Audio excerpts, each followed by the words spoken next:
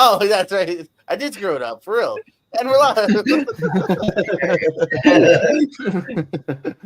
Yes, we are live once again. Lonely Marks coming at you, talking some wrestling. What's on the docket for tonight? Yeah, we got some big news. Well, not big news, but news. It's big news for some people. Some releases, some signings to talk about, potential signings. So that's going to be exciting to talk about. We're going to rank some women's wrestlers from the 2000s and before, which is why there's 5 of us tonight. We have a very special guest with us. I'm going to introduce him first, Mr. Mesa Media himself, Steve Mesa. How's it going? It's going very well, and when I'm very excited about we're talking about female wrestler 2000s, especially about the before, because I am representing the before with my big Wrestling Egg Universe T-shirt here. So, but more on that later. But thank you for having me on this show. I appreciate it. Mm-hmm. Absolutely, thank you for joining us. I'm joined by the fellow Marks. I'm going to stop using the word lonely because it appears that's not always the case. He said last week he's potentially not going to be lonely. Richie, how's it going? I'm in a I don't know. It's lonely-ish. I'm in an ish state. I'm going well. Lot of news. Good to be here and then talking about the great women's wrestlers from 2000s and before. So it should be fun. Mm-hmm. And his shirt might say "Creep Show," but he's definitely not. Austin, how's it going? At least some people might think I am, but some people I would think that most people don't. Hopefully, no, it's good to be here as always. I always enjoy these rank 'em episodes. We've had a good time with them so far. We ran through all the men's decades, so yeah, it's time to switch to the ladies. Maybe eventually down the line we'll get to some tag teams, all kinds of stuff. Always good to revisit this, every other month or so. Yes, and the whole reason we started doing this rank him, it was his idea. Well, he stole the idea, but it was his idea to steal the idea, and so we stole it. And it's all thanks to this man. JPO, how's it going? Hey, what's up, everybody? Now I'm doing pretty good here. Trying to be fine, folks. And then Steve about women's wrestling and also releases and also all the other cool things involved with pro wrestling this week. Mm-hmm. I'm also doing fine. Thanks for asking, Jacob. How you doing? No, it's as the host. I gotta ask, and I keep forgetting to ask everybody how they're doing. I'm messing it up. It's on me. That's okay. I'll be better next week. And speaking of being better next week, hopefully someone's fantasy team is a little better next week. Holy shit! There might have been a rough week for a couple people. Oh boy. But yeah, when you say we jump into that fantasy update, right, we're on week 6 already. Week 6 done. Moving into week 7, and it's been a good time so far. I've had fun keeping track. It's been fairly easy. So yeah, we'll jump into SmackDown first. An Elimination Chamber qualifying match: Bianca Belair defeating Piper Niven. So JPO getting 10 points there for Bianca Belair. Pretty deadly defeats DIY, so I don't get the victory points, but I do get the points for them being in a match. 5 points for DIY. I think this was the first week that the Motor City Machine Guns were not in a match since we started doing this. They were pretty consistent for me over the first 5 weeks. I'm sure they'll bounce back in the ring next week. Drew McIntyre defeating Jimmy Uso and LA Knight in the Elimination Chamber qualifying triple threat. So 10 points there for Drew. I'm loving that. No one has Jimmy Uso, but LA Knight is on Richie's roster, so Richie getting 5 points for LA Knight. Alexa Bliss defeats Candice LeRae, currently not on the roster, but a potential pickup maybe down the line. Alexa Bliss could be. And then in the main event, we saw a tag team match.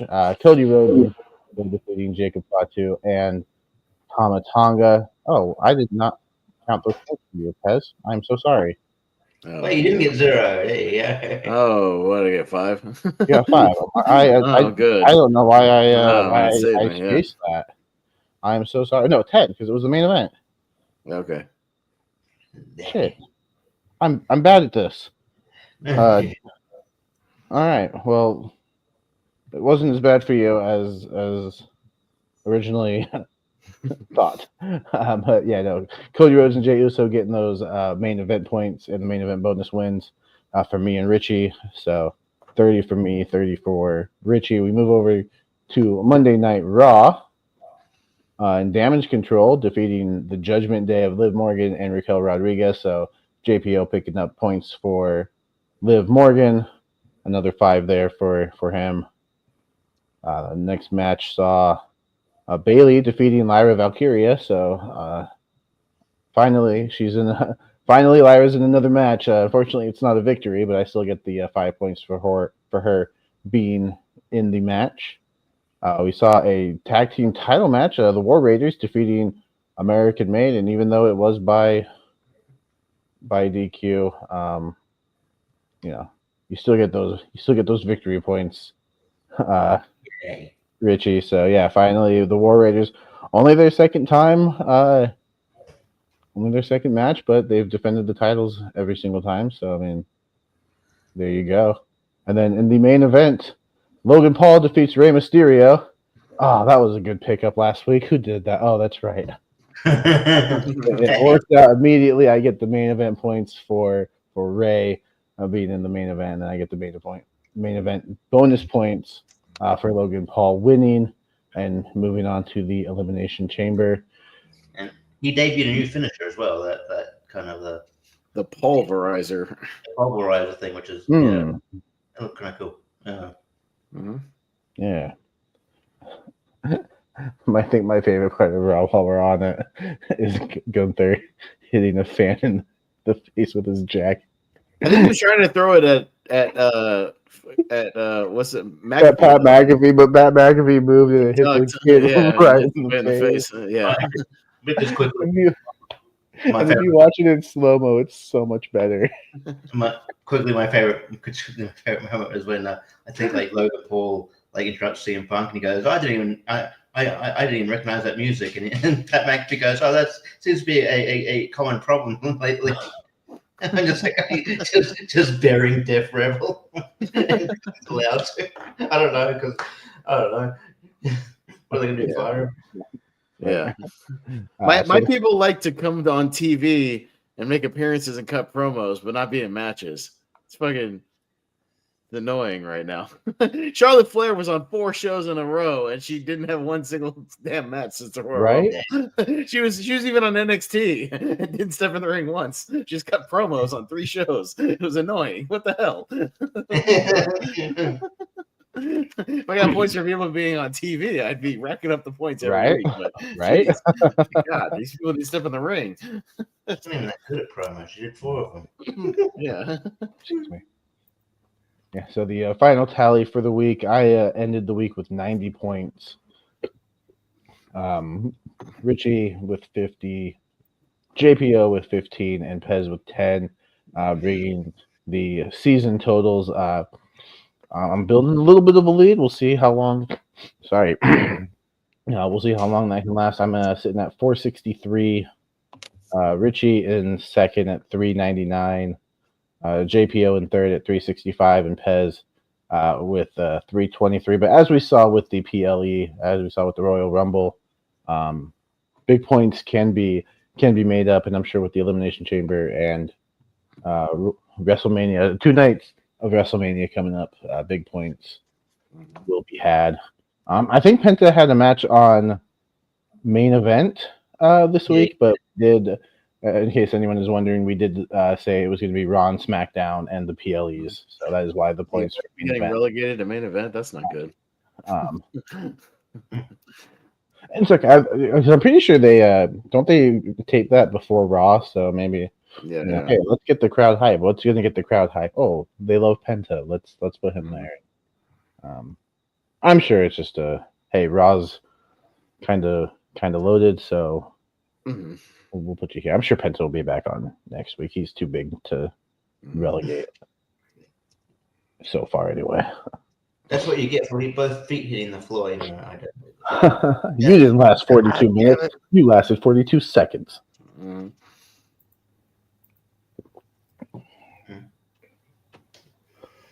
All right. JPO, we got some releases to talk about, don't we? Yeah, I'll try to ramble through them quickly because we got 10 people Oh, are jeez. gone from the WWE. In the last week since we talked, we had a couple, Duke Hudson recently and whatnot. But yeah, 10 more are gone. Going through quickly. If anyone wants to add on afterwards, feel free. Alders or Payne are gone. Not the first time I'll say this again. Of course, they were released during the pandemic. They never wrestled anywhere, by the way, in between too. It's literally WWE, nothing. WWE again. They were going to start their own company and had several big names announced, and then it failed, didn't it, Richie? Or there's no sign that should never happen. I'm surprised that they were even welcome back to the company already, but I don't know how the relationship was with people in the company because they turned out to be a bit of a scammy thing, or that people weren't paid. Yeah, it was weird. Yeah, people were advertising. Were dropping. They weren't updating the roster, and there was wrestlers I think Nia Jackson even was yeah, I'm not on there, despite me still being on the poster and advertised. Don't expect me to be there. Yeah, it was weird, and the shows never ended up even happening here. Them and their manager Paul Ellering, who also was another one that was released and brought back. They debuted at NXT back in 2015, and then released in 2020. In that first run, they had NXT and Raw tag titles. No titles this time here. It's only been about a year since they've been even wrestling on television again. And last time we saw them, they actually were winning. Their faction with Karrion Kross actually defeated the Wyatt Six back in December. Then all of a sudden they were then said to be on SmackDown, even though we've only seen Karrion Kross since. So they actually, I think, the only people on here that are actually going out winners technically on television. Cedric Alexander, could he be AEW bound during the Hurt Syndicate? It's possible now. A pro since 2010. He, of course, was in the Cruiserweight Classic. That signed with WWE in 2016. He would as well win the Raw tag titles with Shelton. 3-time 24/7 champion. Another one too we've joked about before on here. You can just tell when someone's so far in the back of their minds. I remember him and Ashanti were drafted to SmackDown, had a vignette, never wrestled, de-promoted to NXT, wrestled a match, broke up. You can just tell when they're just not on the priority list. Last time we saw him was actually only a couple weeks ago. A lot of these people we haven't seen since November, December. We saw him just a couple weeks ago. A loss to Ethan Page. That's how he went out. Maybe one of the more surprising, even though again someone that didn't hold a lot of titles, was Sonya Deville, a WWE original back in 2015. Her only title reign actually in that entire time, talking almost 10 years here, would be the tag champion with Chelsea Green. I forgot they started as tag champs, and that's when she finally had to pivot to Piper Niven. I forgot that even counts as a title run. So yeah, one time only, a very brief tag title run with Chelsea Green. No defenses before Green had to pivot to Niven here. She was seen at the Rumble.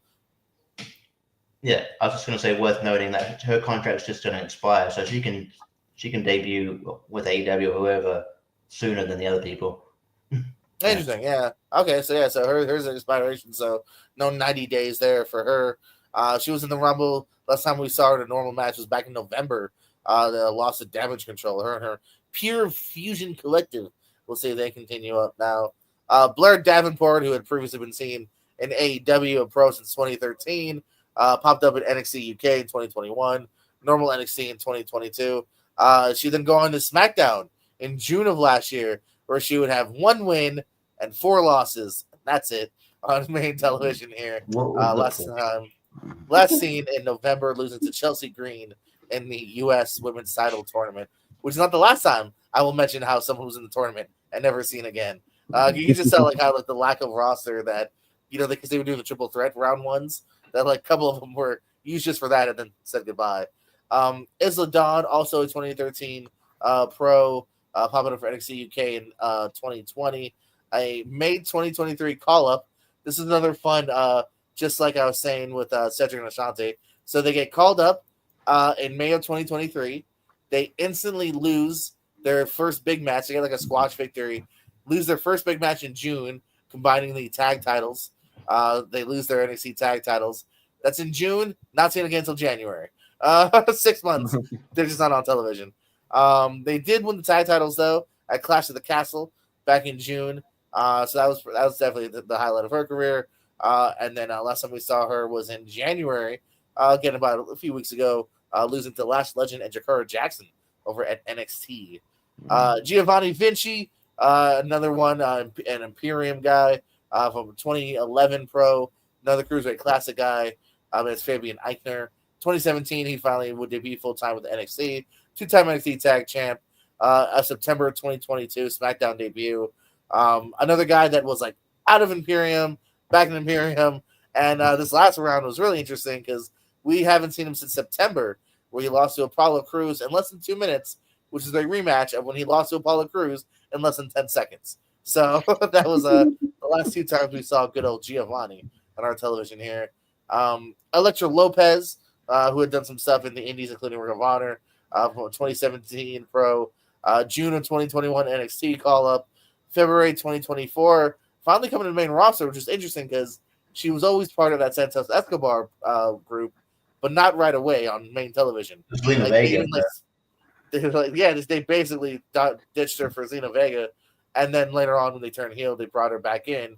Again, speaking of somebody they had no plans for, though, 3 matches. She's been on the roster for an even year. 3 matches. 2 of them were normal. One of them was a Battle Royal. So you can really say in 1 year, 2 times of them were on television. And again, her last appearance losing to Tiffany Stratton in the U.S. title tournament back in December. And then finally, we'll end with our good brothers, Luke Gallows and Carl Anderson. They both got long storied careers in New Japan, Ring of Honor, and a former WWE run where they did hold tag titles here. They returned after another TNA and AEW run even. They were kind of bouncing back and forth for a little while. Back in October of 2022. And again, they just no title run since then. And last time we saw them, I think before Carl got hurt, it was an NXT losing to Hank and Tank.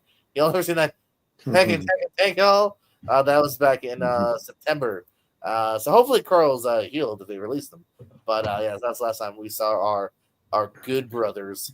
And the only other release news, of course, we got other big release news is some AEW releases, including one popping up on AEW. I know I was excited about Ricky Starks, baby. Mm-hmm. Yeah. Starks popping up in AEW. So I'm sorry, NXT. NXT. I know it says Miro now should officially be a free agent. We haven't seen him on television since December of 2023. Winning a pay-per-view match, by the way. But way to capitalize on that. Big old pay-per-view win. And then crickets. So hopefully that's official and Miro can go somewhere. I believe Malachi is also officially a free agent now as well, I think. He's gone as well. Yeah, that's what it sounds like. Yeah, they basically have separated Buddy and Brody from him. Yeah, we haven't seen him since that November 4-way tag match. So yeah. Another one, obviously, we mentioned Zelina Vega. We're a live couple there, so yeah. They've recently brought Zelina Vega out from LAW to put on SmackDown, which made me think that. That definitely gets you clocks ticking, like you know. Yeah, so no, a lot of the ones that were releases, I was just like, yeah. There's some of them I'm like, why bother even? With the Blair Davenport thing, I'm like, well, why did you bother calling her up? You had nothing for her. Blair Davenport, Elektra to a degree, but Blair's definitely like a proven commodity. Like she's a really good wrestler here. Cedric's had a hard time getting going here. Both AOP and Good Brothers had the exact same kind of return, which is like it's never amounted to much. Yeah. I kind of thought Sonya might have lasted longer. Even though she didn't do anything title wise, Sonya always seemed to at least have something kind of going for her here and there. Yeah, they seem to like her. It's interesting that they released Isla Dawn, but not Alba Fire. So I don't know if they're going to do something. Wait till next month. Yeah. Yeah, it does worry. Yeah, I thought I saw their names together, but now, yeah, she's still with the company as far as anyone else. So yeah, and then no, with AEW, it's just interesting that they're. It's not like they're just like sort of mid card sort of like level talent. It's just like they're letting these people like they can't think of creative things for them, so they're just like leaving them sit there. I'm like, dude, you're leaving great talent sit there, and then there's even people that like we just assume are going to get probably going to leave eventually. That they're just letting sit there. It's like, well, really, you couldn't think of anything to do with the Lucha Brothers or like Ray Phoenix. But apparently, Britt Baker's in the same position. I'm like, they were one of the pillars. What are you doing? Like, surely, like I don't know, you can't think of anything for them. You couldn't think of anything. I know. I mean, you couldn't let Ricky Starks come out with like you couldn't roll with something that Ricky Starks came out with. You couldn't roll with something that Miro came up with, or those are two huge ones, man. And Ricky Starks, I thought, really shined. He's somebody I've had my eye on for a while. And yeah, when AW finally took him, I was like, perfect. I don't know if it's because he was a Cody guy or what, but it was, it's kind of nuts that they really dropped the ball there, in my opinion. But I think he's going to be a real standout in NXT now, though. I mean, they're already treating him like a big deal, like the way he came in through the crowd and like cut the promo. Like they didn't say him by name, so like I think I saw they filed some kind of copyright for Starks or something. Somebody posted something about that, some kind of patent. So they didn't know like officially say yet, but I'm gonna assume Triple H is pretty good about like letting those guys, unlike Vince, like just be them. He's probably just gonna be Ricky Starks. So I don't think have they changed anybody's name recently. Not really. Yeah, a lot of people have been the kind of. I mean, because it's actually been the opposite. Because remember, like Pete Dunne is now just Pete Dunne again. He's not Butch anymore. It's just like we finally got rid of Dewdrop. Yeah, for sure. It's just like just let them be like their person. So I would imagine Ricky Starks is probably just going to be Ricky Starks. Like maybe they're just copywriting it just to be safe or whatever, so he can. But yeah, I mean, I'd imagine like he's just gonna. He looked like he was just being him, so he wasn't being some goofy character. Like he's just like, yeah, I'm here. I'm Ricky Starks. How's it going? Who I am. Like, fucking great. Yeah. Stuff. So he'll be NXT champ in a month, just like Ethan Page was. Hey, good old ego. The other thing I thought of given the dynamic, it would be weird. Like, okay, so say these people's 90 days run out, right? Given the WWE TNA relationship, wouldn't it be weird if they to go to TNA if you just released WWE? Like, just show up on WWE as a TNA talent. I don't know. It's just like it's not as. I mean, yeah, it's true. We get to see that happen. Obviously, we've seen it happen before with Ash by Elegance and whatnot. But it'd be funny now if Blair Davenport is on Impact now. Like, you know what I mean? That's funny. Yeah, I don't know. Mm-hmm. Yeah. I would imagine like Gallows and Anderson could probably just go back to New Japan. They got a New Japan thing, like a history there. Like they could easily go back to New Japan. And they're Young Bucks guys too. I wouldn't be so. They probably have potentially options. I could see AEW, New Japan, TNA, even TNA and New Japan. Like, you know what I mean? So yeah. AOP, I could see popping up at GCW. Have those guys or MLW, like those types of places, have them mix them up with those Samoan gents. Yeah, probably MLW makes sense. Yeah, MLW makes sense. Just have them like go in there and just be the monsters or whatever. So yeah, I mean they'll run around the indie for a while, I'm sure. I actually would argue, especially just based on prior knowledge, I could see them also not doing anything. Like they also might strike me as the kind of guys that are like, all right, we tried the big leagues. Yeah. I mean that happens too. You know what I mean? You see people get released from WWE and they don't go anywhere. You know what I mean? Mandy Rose is fine just being half naked on OnlyFans. Billy Jose he dipped in TNA and then like he bounced out. I haven't seen shit from Riddick Moss. So. Well, Emma to that degree. Emma got preggers, and before that, she was still doing stuff. I think at least so. Yeah. Again, I'm not sure if I'm the dad. I don't want to start controversy with Riddick, but I'm just saying I haven't seen the results. So the fuck you laughing at, Jake? Have you? You know exactly what I'm laughing at. Have you got anything about signings on your docket? I just have the new fake NXT names, but no, go for it. I'll let you go through the fake NXT names. They're insane. But I think it's just a Ring of Honor, but it's AEW. The former Elijah is now in AEW Ring of Honor. He's going to be part of the Vincent the righteous. So so now he's is it AEW as well, or like how exactly? it's Or weird. just like, There was a spent graphic contract? saying there was a graphic saying he's all elite or whatever, but then it said and then it, like smaller things said Ring of Honor. So I think he'll show up in Ring of Honor. I mean he'll show up in AEW sometimes, but he primarily probably Right, you kind of know, like the Righteous is a good example of primarily Ring of Honor, but they've dipped in AEW kind of thing. I wonder if Ezekiel will follow him there. I know he's joked about him on Twitter before. Yeah. TNA wise too, Josh Matthews and Christy Hemme are no longer with the company. I know Matthews has been on TV in a while, but he's always been doing backstage stuff. Been there for a while. Yeah. I'll just say this before you go into the next team names. Two things. I don't know if you got the other one on your thing, but one thing I just read before I came on here, and usually these things are non-story, but because of who they are, it makes me think that they've settled their issues. Demolition signed a Legend Steel, so I'm like, okay. And speaking of not only, Jacob stole my lead, but yeah, no, that's always they're actually one of the kind of egregious like, oh, they're not Hall of Fame. Like you almost assume they are. Like you know what I mean? Like if you don't have the prior knowledge. But that's always been kind of the thing that's held them back is they sued them once upon a time and whatnot. I think definitely Hall of Fame bound. Probably not this year, but next year and get some toys out of it too. Maybe next year's video game too, or even later on. Yeah. And the only sort of other thing I had, which was kind of cool news. So Chris Bay started walking in. I'm literally watching it. I swear to God, has you said that? Yeah, so he apparently, injury is pretty bad. He was given like a 25-30% chance, or maybe even lower than that, chance of ever walking again. And I didn't know it was. I truly had no idea it was even that bad. They've always been very vague in a very respectful way. They've been vague about like what exactly happened. Like they always said it was serious, but I didn't know it was that bad. So, congrats on him and at least being able to accomplish that in a relatively short amount of time too. It's only been like 4 or 5 months.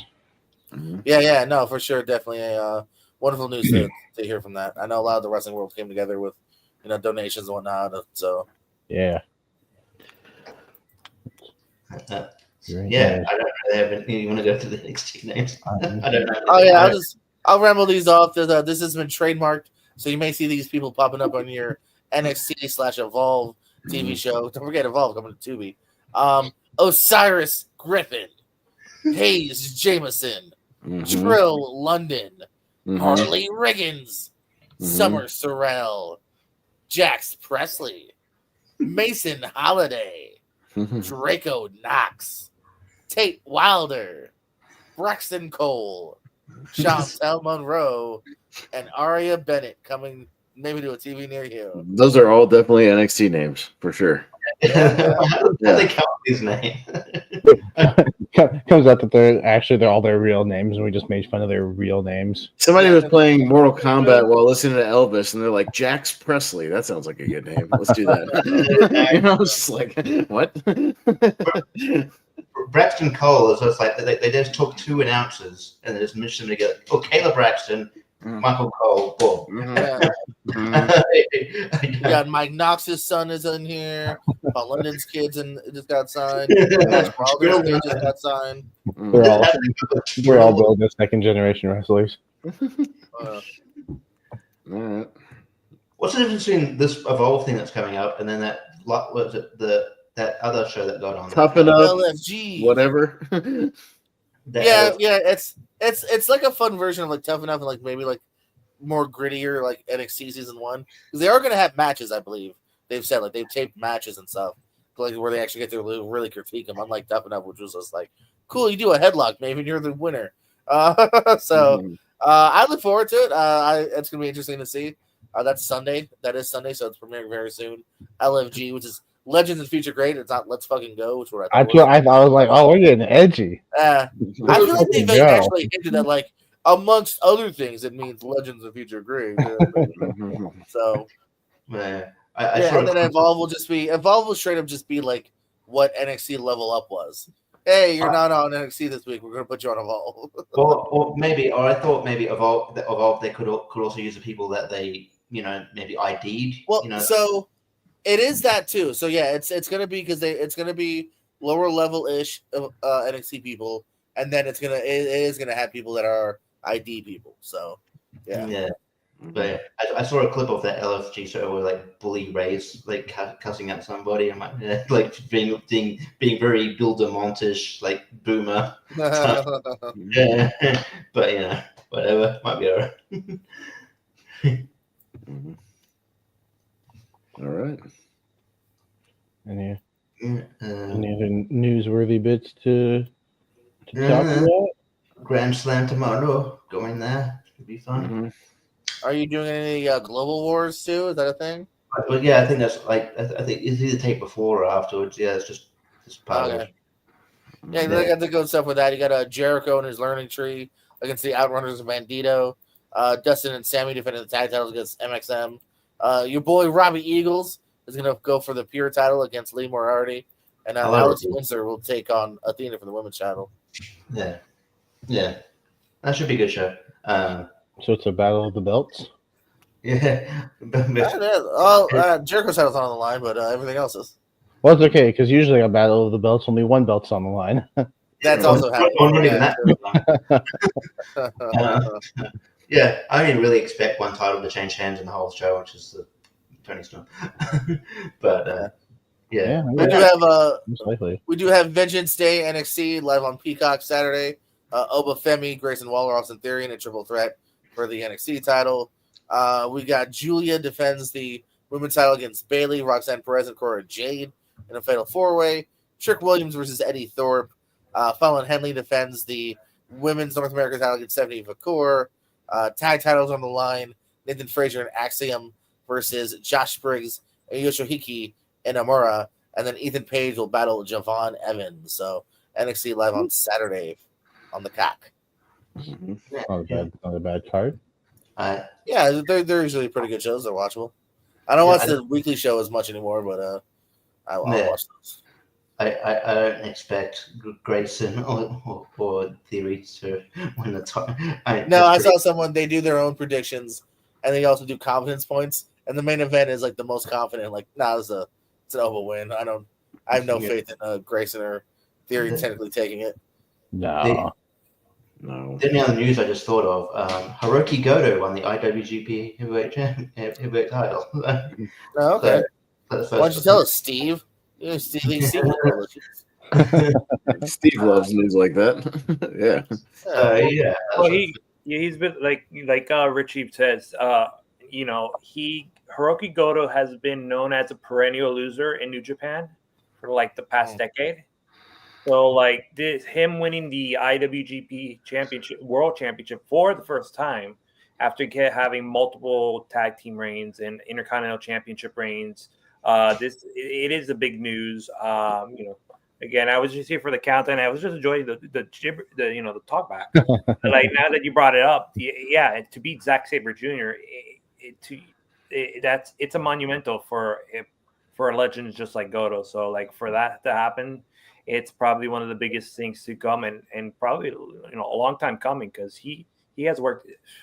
I think he's been with New Japan since like the 2000s, I think, pretty much like almost 25 years there, and then he finally gets the big title. So good on him to get that.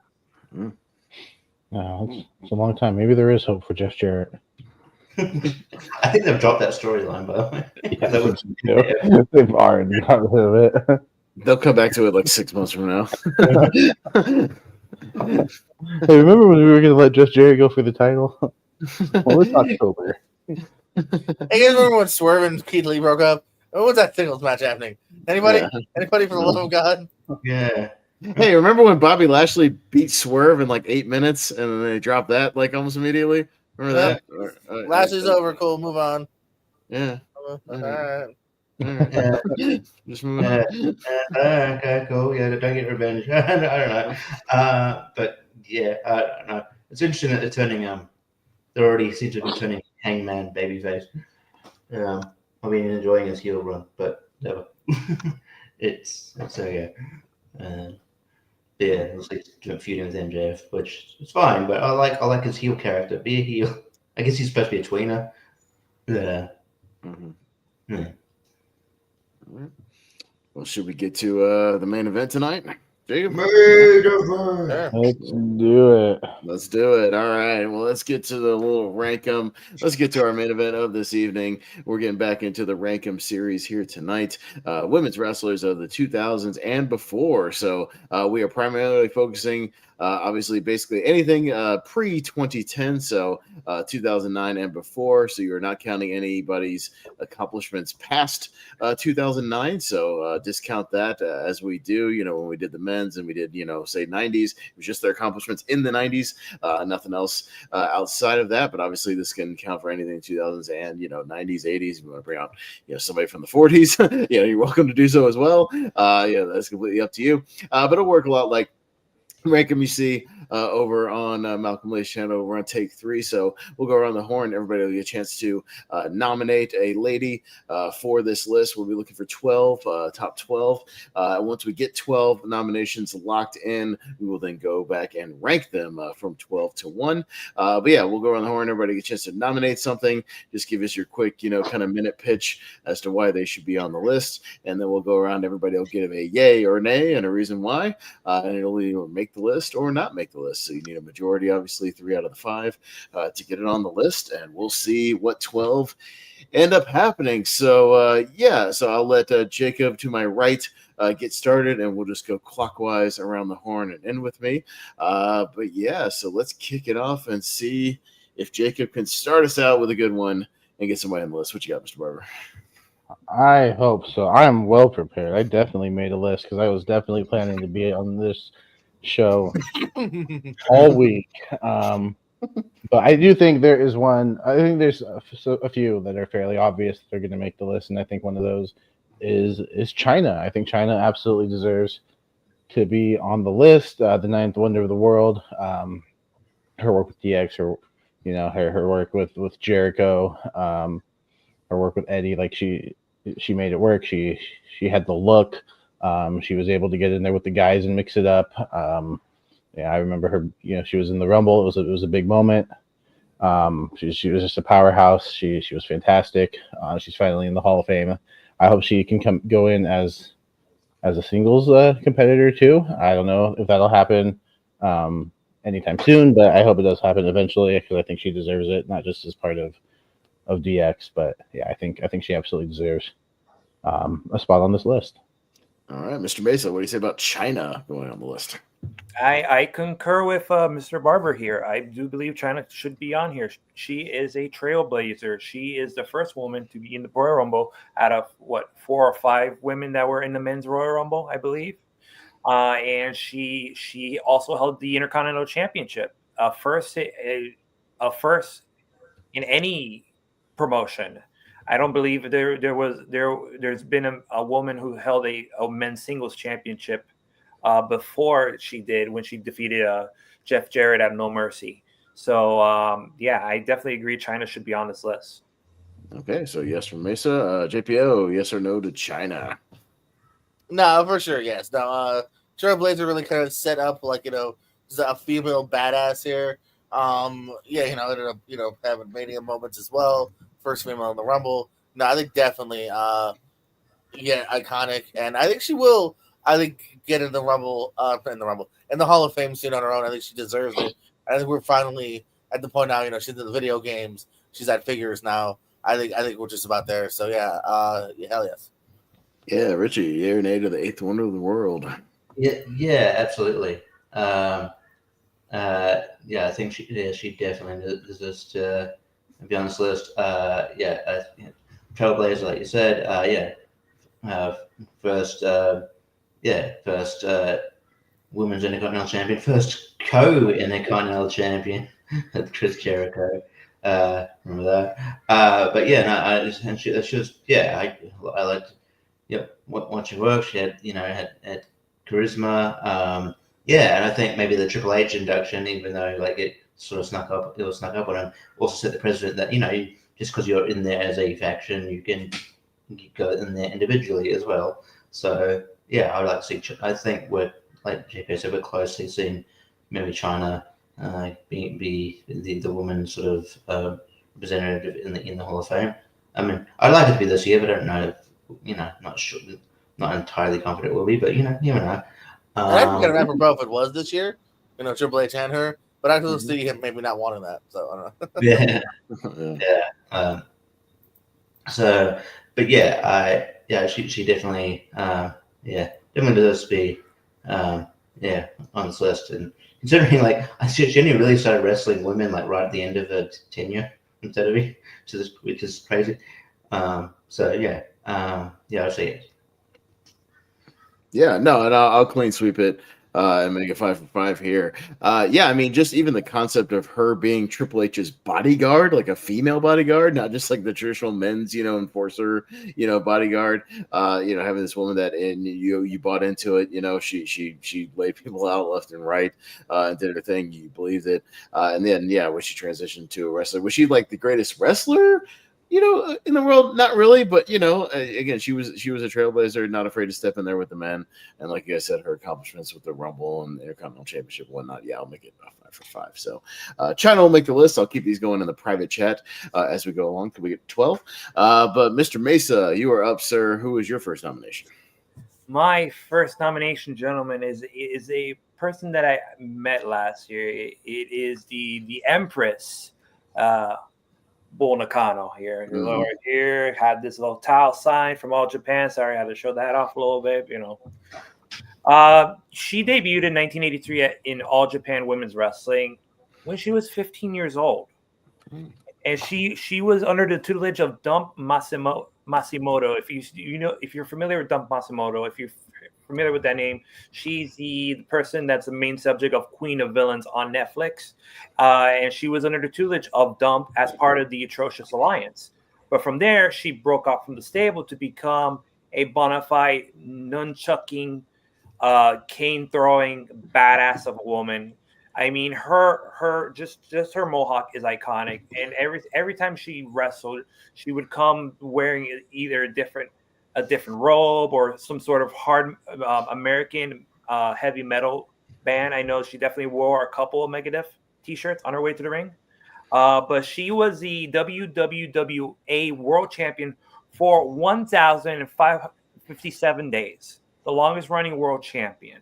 And she was dethroned by the another fellow behemoth, Aja Kong, who they had great matches. My favorite match with her is with Aja in a cage match for the title at AJW WrestleMarine Payette in 1990. If you're familiar, it's basically the one where she jumped off the cage and just landed, ass first and bounced off and just like hit a very high drop.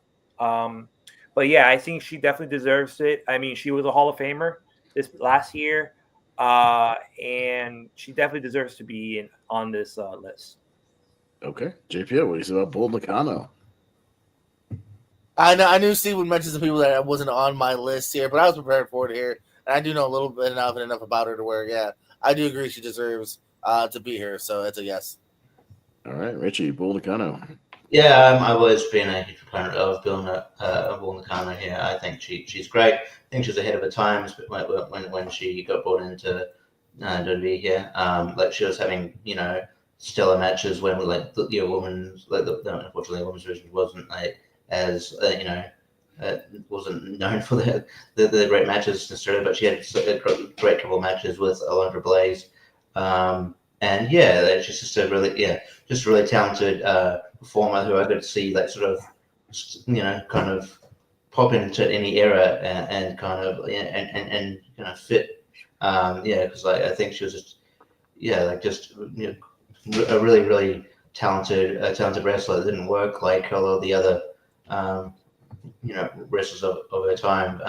She's really cool, and also a very accomplished golfer. She's also on the she did quite well in the LPGA tour. So Yeah, I would say yes. I was expecting if a Japanese woman was going to be brought up, it was going to be her, and so I was prepared to say yes. So yes.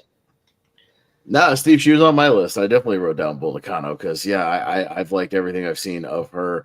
Yeah, those matches with Alundra Blaze are fucking brutal, man. They just beat the shit out of each other in those matches. They're fun to watch. And yeah, and I've dug into a little bit of her All Japan stuff here and there, what I could find.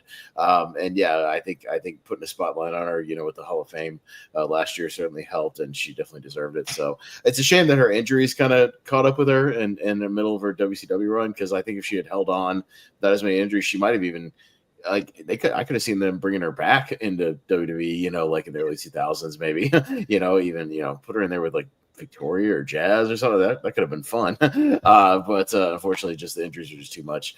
But yeah, I'll say yes to Bull. Jacob. Yeah, I'm not as familiar with her, but I have heard enough about her and her accomplishments, and yes, heard nothing but great things. I do want to go back and check out some of her work, but I'll give it a yes, just based on word of mouth. I think what I've heard, like, people have nothing but good things to say about her. So. All right, so Mr. Mesa, Bull Nakano does make our list in the second slot. JPO, we will go to you for your first nomination. Yeah, absolutely. So mine is someone that started out literally as just, I guess you could say, TNA, because she managed Sesson Albert. Get your mind out of the gutters, you assholes. Trish Stratus, who went from again literally just eye candy to at the end of the decade being a 6 or 7 time champion, and did really good too for considering being a WWF OG. You really see the transition into a wrestler here, and was super over. Even as early as like the 2002, Mania in Canada, and had other great Mania moments as well here. So yeah, kind of from diva to a legit pro, Trish Stratus. All right, Richie, what do you say about Trish? Yeah, I mean the name plate here probably gives it away where I'm going, but Didn't notice. Absolutely here. But yeah, like she's to see the progression from her, like the 2001 No Way Out match she had with Stephanie, which is a good match, but only because of the booking, not necessarily because the good work rate in between then and then, like when she won the title for the first time at Survivor Series, when it was actually vacated because China left. It was like, wow, she really worked hard, and then to go from like someone who's not a wrestler, just hired because she's a fitness model. She was found in I think it was one of those ones where she was found in like a magazine or something by John Lawrence, and then to be hired as like a fitness model, and then become like a generally very good wrestler, and some perceive it as one of the greatest wrestlers of all time. That's a hell of an accomplishment, and she's still, even though I don't know how old she is now, like late 40s, whatever, but she can still go. Like she had that run, like kind of a couple of years ago, just recently, and she was really good. Has charisma. Can work, and I always enjoy seeing it. So definitely. All right.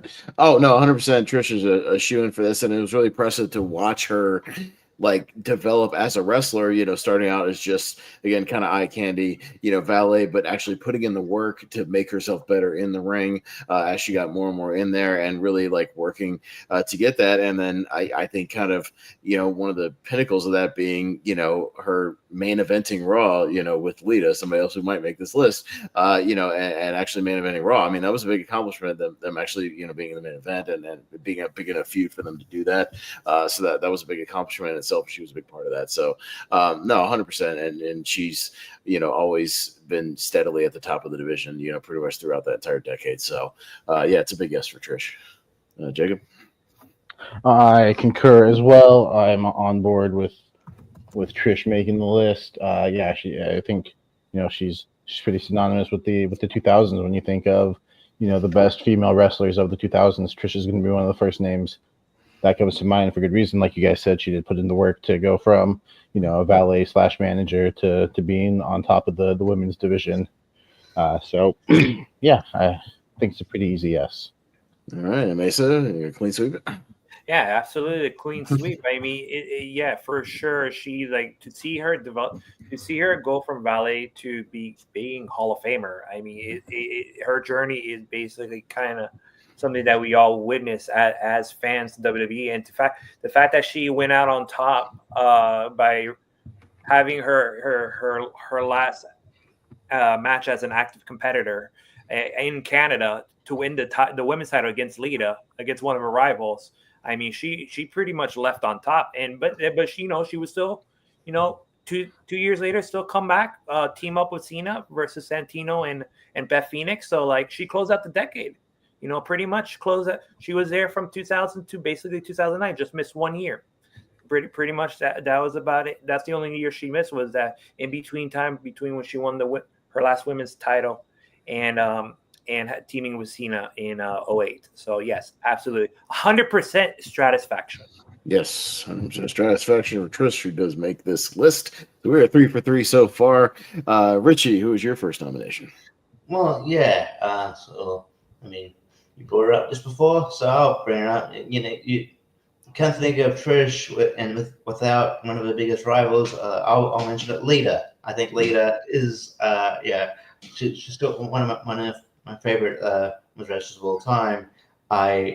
Still have my first like major crush. I'm like that's when I'm like, yeah, I like women.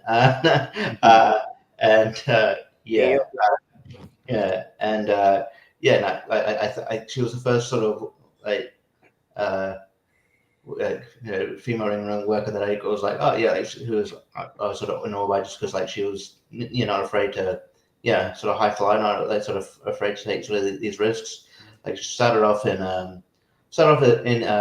ECW as like Miss Congeniality, and also then she became like you might say she was like one of God. We'll probably mention someone else who was part of one of Godfather's hoes, because there were a few of them. She was one of Godfather's hoes, and then she managed S.A. Rios, and then she sort of came into her own once she was paired with the Hardy Boys, and sort of. But she at one point she was like, the most over talent in the company, and just because like she's oozed cool, and she'd have these really good matches. And then that really good match she had with Trish was a really main event worthy match, and also just to come back from she had a really sort of pretty horrific injury on like when she filmed the TV show Dark Angel with Jessica Alba, but to come back from that and like still have a pretty pretty great career afterwards, still winning like I think women's championship after that, and then the heel turn, the thing with Edge, that was fun. Also, and she was another person that sort of, I would say, went she was able to have a retirement match. Probably didn't go as as great as Trish's in that sense, but like she was still able to go out on her own, on her terms, in the sense of like it wasn't like I got this injury, I gotta retire. She's like, just retire. She's like, I've decided to retire. So but it's still cool, and it's still cool to see her pop up in rumbles here and there. And I just think she's great. And like if you haven't read her autobiography, it's like Things for the Less Traveled Road, and it's really good. She comes across like really likable. So Lita. Yeah, no, 100% for Lita. Yeah, I mean, she goes kind of hand in hand with Trish, of just, one of the most over women, around that time period. I mean, her music would hit and that crowd would just explode anytime she got involved in the matches, doing the big Hurricane Ranas and whatnot, the crowd just popping huge. Yeah, she had a unique look, at the time. She wasn't like your traditional, I mean, it's not taken away from Trish, but like she wasn't like some, blonde hair, blue eyes, model looking girl. She had a different look to her. She had a cool, vibe. It was sort of like, almost like a skater kind of look or something like that, just she looked different, she acted different, she wrestled different, and she was a part of a whole bunch of big major feuds, and definitely even just her popularity alone, I think she should be on this list. So it's a yes to Lita. Jacob? Yeah, definitely. Kind of the same reasons for Trish. When you think of the 2000s and you think of the best female wrestlers, it's Trish and Lita in any order. I don't think you could be wrong. Like you said, the look, it wasn't the typical blonde. She had a good look. She wasn't afraid to mix it up with the guys either. I remember her, her involvement in the WrestleMania 17, the TLC match. Huge chair shot the spike. Oh, sorry. It's like, holy shit, that was a massive chair shot. Yeah, her taking that beating from Stone Cold with the chair. So she wasn't afraid to mix it up. I think absolutely she deserves to be on the list as well. So. All right, Mr. Mesa, what do you say about Lita? Positively, Lita deserves to be on this list. I had a thing for Lita. I'm sure everybody here on this panel. I saw her first. Sorry, I saw her first. Yeah, but she's a Fort Lauderdale girl, baby. She's from the Broward County 954 district. One of my best friend, Amanda, she's a big fan of Lita, and and not only that, not only is she a Hall of Famer, she's also the lead singer for the band the Luchagors. I mean, she can do almost nothing wrong. So yeah, absolutely, Lita should definitely be here. Yeah, and JPO, clean sweep it. 100%. Yeah, the other half of Trish to a degree. Getting this got over. She had a cool, unique look too. So hell yeah. All right, so Lita will make the list, and we are 4 for 4. And I may bring up one that Richie kind of alluded to, somebody that started out as a random background Godfather hoe, but quickly broke out of that. Let's go with Victoria. Yeah, I really like Victoria. I was always a huge fan of her. I had a thing for Victoria more than almost any of the other ones, man. I had a real thing because I like kind of stronger women. I have a thing for that. Jordan Grace and whatnot. Some of the people that run around right now. And she definitely had that quality. Loved her finisher. That Widow's Peak always just looked devastating when she would hit it. But I mean, even just historically, she was a 2-time women's champion. She was always involved in feuds, with all the wrestlers, with Trish, with Molly, Gail Kim, whatever it might be. She had that great theme song, the tattoo theme song. I hate that they edit it now because that theme song was great. Yeah, that was good stuff, and they edit it with really generic shitty stuff now. But even just historically, I'm sure. You guys might recall, or Mesa will, first women's cage match with Lita. She was part of that. There were 2 women in a cage match, so kind of some historic there. And she was just steadily employed with the company for the entire decade, from basically 2002 to 2009, and even right before the end of the decade, won the TNA women's tag titles right before the end of the decade. So even was a pretty instant success. We're only counting up to kind of the brink of 2010, but even then was starting to even be a success when she moved to TNA. So I love Victoria, and she was always just a steady, great presence of the women's division. So I'm going to nominate Victoria. Jacob? Oh yeah, absolutely. I can agree with Victoria. She's one that like I said, I didn't make a list. I wasn't planning on being here, so I'm kind of trying to look up some people. And yeah, Victoria, I think definitely deserves to be on the list. Yeah, she a little stronger than most. She had that kind of crazy vibe to her. Great in the ring. Yeah, great work. I loved her stuff with what the fuck is his name? Stevie. Yeah. Wow. Drawing a blank. I like them together. Even liked her when she popped up in TNA. So I'm gonna give her a yes. All right, Steve, what you say about Victoria? Yes. Everything that you say, Pez, I say the same as well. I agree. I like the strong girls.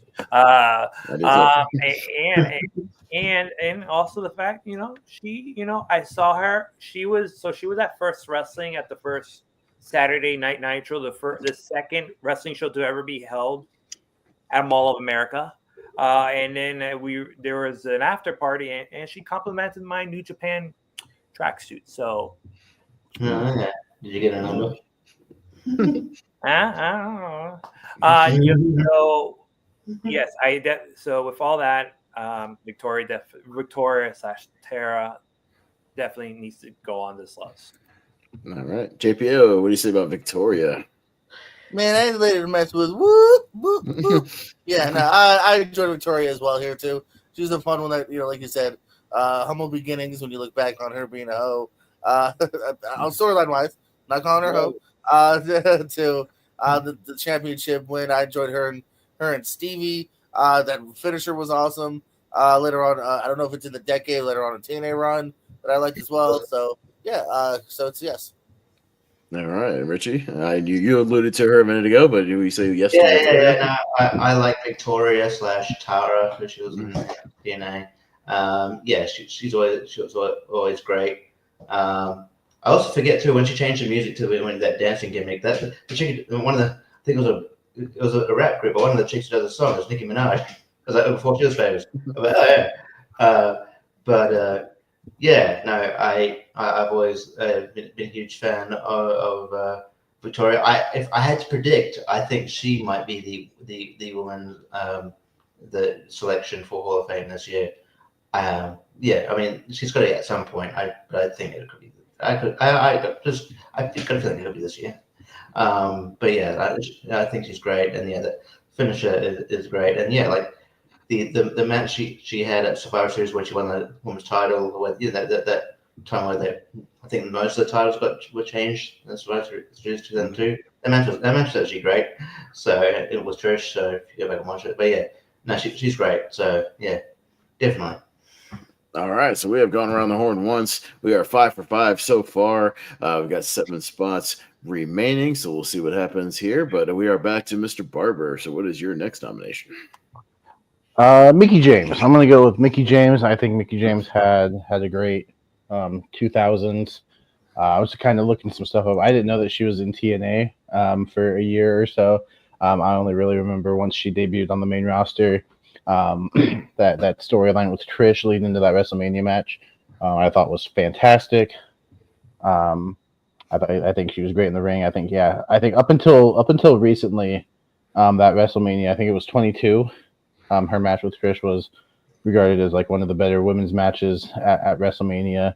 Of course, with the evolution of women's wrestling in the last decade or so, we've gotten a few better, but that one still sticks out. As far as the 2000s go, she was a 4-time women's champion. She held the Divas Championship. I think she's great in the ring. I think, she absolutely deserves to be on the list as well. All right, so Mr. Mesa, what do you say about Mickey James? Yes, I would like to have Alexis Luray on this list. Thank you very much. I mean, even before she made it to WWE, I mean, she was setting the scene for women on the independent wrestling. I mean, she was one of the first women to, I believe, before they even had a knockouts division. She was one of the first female competitors in TNA.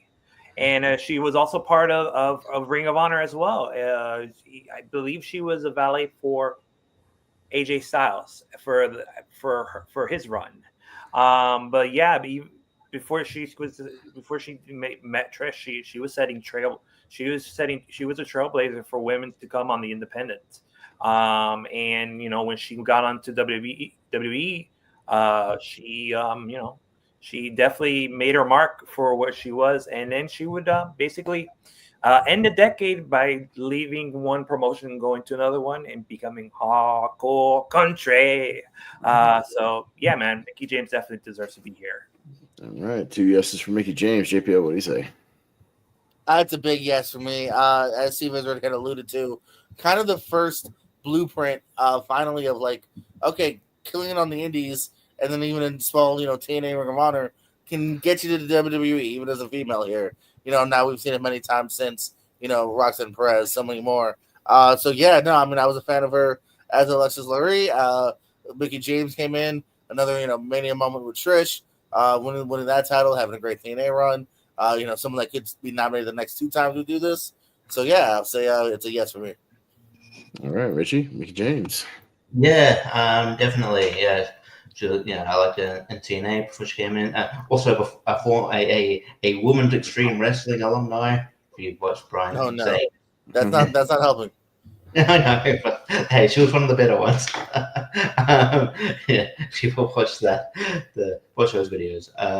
Dude, yeah, I used to watch that legit. They had like a 1 a.m. TV show in Florida. Yeah, I may have 1 or 2 of those DVDs from back in the day. I don't. They're horrible. I jerk off to better things than that. Anyway, yeah, and then Alex Lurie in TNA when I think she was part of Raven's group, right? At one point, Her Punk. yeah, CM Punk, yeah, and yeah, like I was like, okay, I can definitely. Even then, I'm like, I could just see like WWE or someone pick her up if she becomes free agent, and yeah, she did, and yeah, she played that the psycho character really well. Like I think that that her and Trish is like an sort of all-time women's feud. It's a shame that the network has cut out that iconic that iconic bit. Yeah. That never happened apparently. But yeah, it's but yeah, no, she's great, and she can, it's cool that she's like, still around doing stuff. She's going to be part of that aforementioned LFG show. So yeah, and yeah, she had a really good run in TNA as well, the hardcore country. I think she's one of the better women's wrestlers actually of all time. I think it's a matter of time before she's in the Hall of Fame as well. So yes. Yeah, no, and I'll clean sweep it here for Mickie James. Yeah, that feud with Trish was very, very memorable. Her being like the stalker, imitator, all that, and Psycho J, she played it perfectly. And yeah, I think it was a great way to kind of kick off her run. And yeah, I even saw a few of those TNA matches as well in those weekly pay-per-views. Yeah, she was in that one of those Clockwork Orange like matches that they used to have occasionally in TNA. So I mean, yeah, she was part of that. Yeah, not afraid to mix it up with the guys. But yeah, no, it's a big ass Mickie James. I like her a lot. So, all right, Mickie James will make the list. That's the 6th spot there. Mr. Mesa, we are back around to you, sir. What's your next nomination? My next nomination now, this might be a hot take. We'll see what happens. But I believe you can. She is not only probably one of the best, probably the best woman wrestler of all time, let alone the best Joshi wrestler. But if I had a top 10 of wrestlers of all time, she would be on it. And I'm talking about Manami Toyota. Manami Toyota is basically I think it's one of the best wrestlers of all time. She's death defying. She has held the WWA World Title 4 times. One of 2 women who have held that title 4 times in a long lineage, and she has battled against some of the best that Japan after Aja Kong, Bull Nakano, Akira Hakota. Her tag wars with teaming with Tetsuya Yamada against Dynamite Kensai and Mayumi Ozaki. Those are great tag team 2 out of 3 best matches for the titles. And even one of my favorite matches was her hair versus hair match against her tag partner. That broke my heart. And she also, she's also known as, person who would dive out of the ring, jump literally on top of the rope and just fucking look like she's shit. But I mean, she knew what she was doing when she was basically kamikazing to somebody. That did not meant to come out that way, but you know what I meant. And she also has unique. She was known as the queen. She is known as the queen of wrestling. And she, you have Japanese, the Japanese ocean suplex, basically is the hammerlock German suplex where you put them on the shoulder and just bridge. That's basically something that she innovated. And she basically debuted in '87 and retired in 2017. And one of her last opponents in a gauntlet match in a retirement show was against a gauntlet match that included some of her best opponents, including Bull and Aja. So I think Manami Toyota should be on this list. All right, JPO, what do you say about Manami Toyota? I'm even less familiar than Bull Nakano, but I know she's highly regarded, and I'm gonna give it a yes. See what y'all say. Okay, Richie.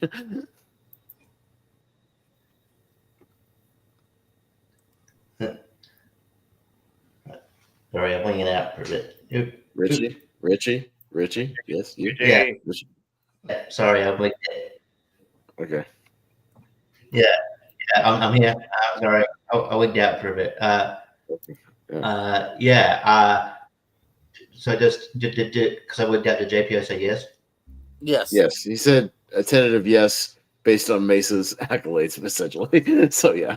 Yeah. I'm sort of on the same wavelength where I know of her. I know her accolade. People who really are in the know are really, speak highly of her and and high praise and in terms of being one of the best.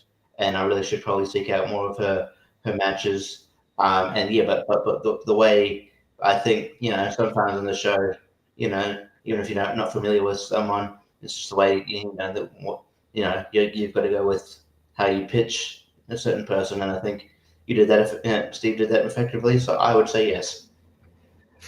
Yeah, no, I'm familiar with Manami Toyota, Steve, only because Dave Meltzer talks about her a lot. Because I know back in the day in the Observer, he would always I have her at the top of the list for some of her matches she was having over in All Japan. I think she was even Wrestler of the Year one time, like 94, 95, something like that. So I know she was well regarded. Over there, just tearing it up, kind of like Bull. Just the kind of compliment of that. Very innovative. I've seen some of her matches here and there. Oddly enough, the last couple of times I saw her I saw some of those Chikara matches when she finally wrestled in the United States at the King of Trios tournament. So I saw some of those. So I know that was a big deal when she finally wrestled over here. I am familiar with her. I didn't initially have her on the list just because I didn't think to write it down. But now that you mention her, I remember her being well regarded. So yeah, I'll give it a yes. I don't know how high it'll be on the list as far as familiarity when we get to that. But as long as she's on the list, I'm fine with her being on the list. Yeah, for sure. But Jacob. Yeah, I'm in the same boat as JPO. I've heard the name, just not familiar with the work. But yeah, I've heard of the accolades. I've heard of her in the in-ring work, and it's just somebody that I want to seek out and watch some matches of. So again, just like Pez said, I don't know how high up on the list she'll be, but she is going to make the list. Okay, well, she does make the list. So you've at least got two of the Japanese ladies on there, at least Mesa. So even if it ends there, at least you got some international representation. So there you go. Yes. At least for now. All right, so that is 7 spots down. We got 5 spots to go. JPO, can you snag one of them with your next nomination? What do you got? Forgot how she did her pose. The Glamazon, Beth Phoenix, I think should be on here. Humble Beginnings and the original Shine promotion, one of the great places to watch women's wrestling here in the States. I'll go on and win the OVW Women's Championship for having 2 title runs here in this decade here. A couple of cool Mania moments here. Fun stuff later on, even with Santino. Beth Phoenix, again, kind of like the new coming of China, but a really good wrestler too, like a powerhouse that just kicked a lot of ass. Beth Phoenix. All right, yeah, Richie, what do you say about the Glamazon? Yeah, I would say yes. I think, again, she also is one of the few women to be in the Rumble. I think she eliminated Kali by making out. Yeah, I think the first elimination by make out. There you go. I think she's great. Yeah, I've always enjoyed seeing her in the ring. She has a undeniable presence about her. I think too, people forget they initially debuted her, she had a similar gimmick to Mickey James. I think she was supposed to be a super fan or a stalker. I think to Mickey James, and then I think they quickly I don't know if that's going to work. And then they brought it back to OW, came back, and then she was more of the Glamazon that you see today. And she's I've always she stood out in a division at the time when she was in a peak where it wasn't as highlighted, but she was definitely a big plus for that division, and she's really good. And and Edge is a lucky man. All right, so yes from Richie. Yeah, I'll say yes to the Glamazon. I even saw some tapes when I believe it was when Paul Heyman was booking OVW with her, the feud she had with Katie Leah, the future Katie Burchill. Yeah, and who got wasted on the main roster, unfortunately. But they had like a ladder match in OVW that was decent, like stuff like that. So I saw some tapes of that because that was also when CM Punk was like tooling around OVW before he debuted. But yeah, when she debuted as a Glamazon again, I like the good strong women, kind of like Victoria, and yeah, the Glamazon thing once she kind of developed that actual character, after a little while, like it really worked, and I think she got really over. So yeah, she's definitely a standout and a good worker. So I'll say yes. Jacob? I would have said yes just because of her work with Santino. Some of the most entertaining segments on Raw during that period. But other than that, yeah, she's great in the ring. She's got the look. Yeah, a cool. Even though we are 2000s and before, that Rumble spot in 2010 was still pretty cool. I think it's still worth mentioning. So yeah, I think she deserves to be on the list. Are we gonna go 12 for 12 tonight? We could. I mean, maybe we'll see. We'll see as we keep going. But Mr. Mesa, what do you say about Mrs. Cope? Mrs. Cope, the one of the characters from Phantom of the Paradise. She goes by many names. Phoenix. Some people get it. Yes, absolutely. I mean, also for the fact that she was on the card for my first Mania event. I think she was teaming with Melina against Ashley and Kelly. I'm wrong. One of those two. Yes, and she, everything you said, I also agree with Pez. So yes, Beth Phoenix should be on this list as well.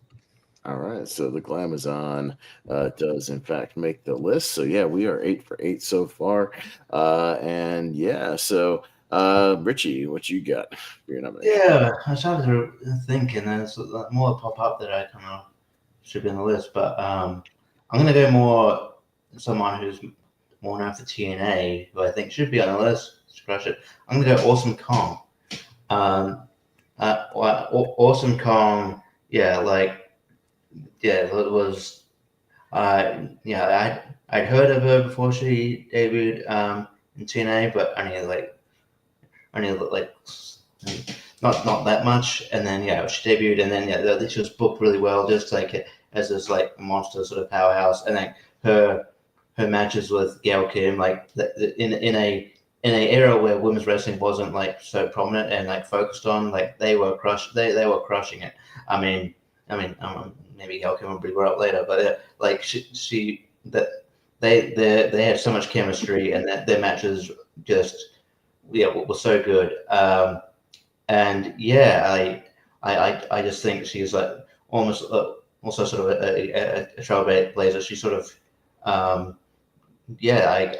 think she's just again, it's like that kind of she is of that ilk of that China, that Beth Phoenix, and also as someone who showed up in the Rumble. So as Karma, unfortunately, due to personal circumstance, the WWE run out, but it didn't work out as well as it should. But she's a TNA Hall of Famer, and rightfully so, because she's amazing, and she's generally pretty funny as well.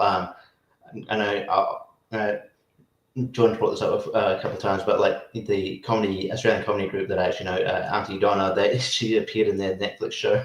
She's a funny person, and and she's in Glow, and I think she deserves to be on this list. Yeah, no, I definitely considered, Amazing Kong, Awesome Kong, whatever you know her by, depending on the promotion. I first knew about it from Shimmer. Like, I'd seen a bunch of the Shimmer DVDs when she started popping up in there. And she was just dominating Shimmer over there. After she debuted in like 06, 07, something like that. Was really killing it over there. Alice in Danger turned me on to Awesome Kong because I had done some shows with her, and she was like, man, like this chick's gonna tear it up. And sure enough, she did. She'd already been wrestling in Japan for a while, like big star over there. And then when she finally debuted in TNA, like it was a big deal, and just made it impact. Again, somebody who just looks like a monster, looks different. And I mean that in a good way. Like she's just had that power and that force and that kind of destructive capability. And just on a personal level, she punched Bubba Love Sponge in the face backstage at TNA. So, so that's fine. And she wasn't afraid to just beat the shit out of him. So you know what? Like, why not? So even just for that, I'll give it a yes. Jacob. Yeah, Awesome Kong wasn't a name that came to mind, but now that she's been brought up, it's like, yeah, she, like, no pun intended, made quite the impact in TNA. Well, maybe pun completely intended, actually. Yeah, she.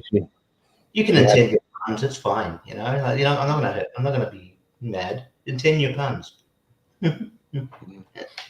Yeah, she had the look. She's a Hall of Famer for a reason in TNA.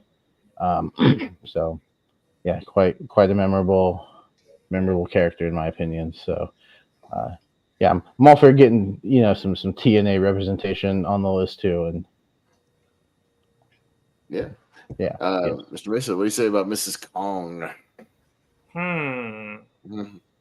A person who has ties to Japan, and someone who was almost a trailblazer in the independent wrestling. So, I think we're gonna put Awesome Kong on here.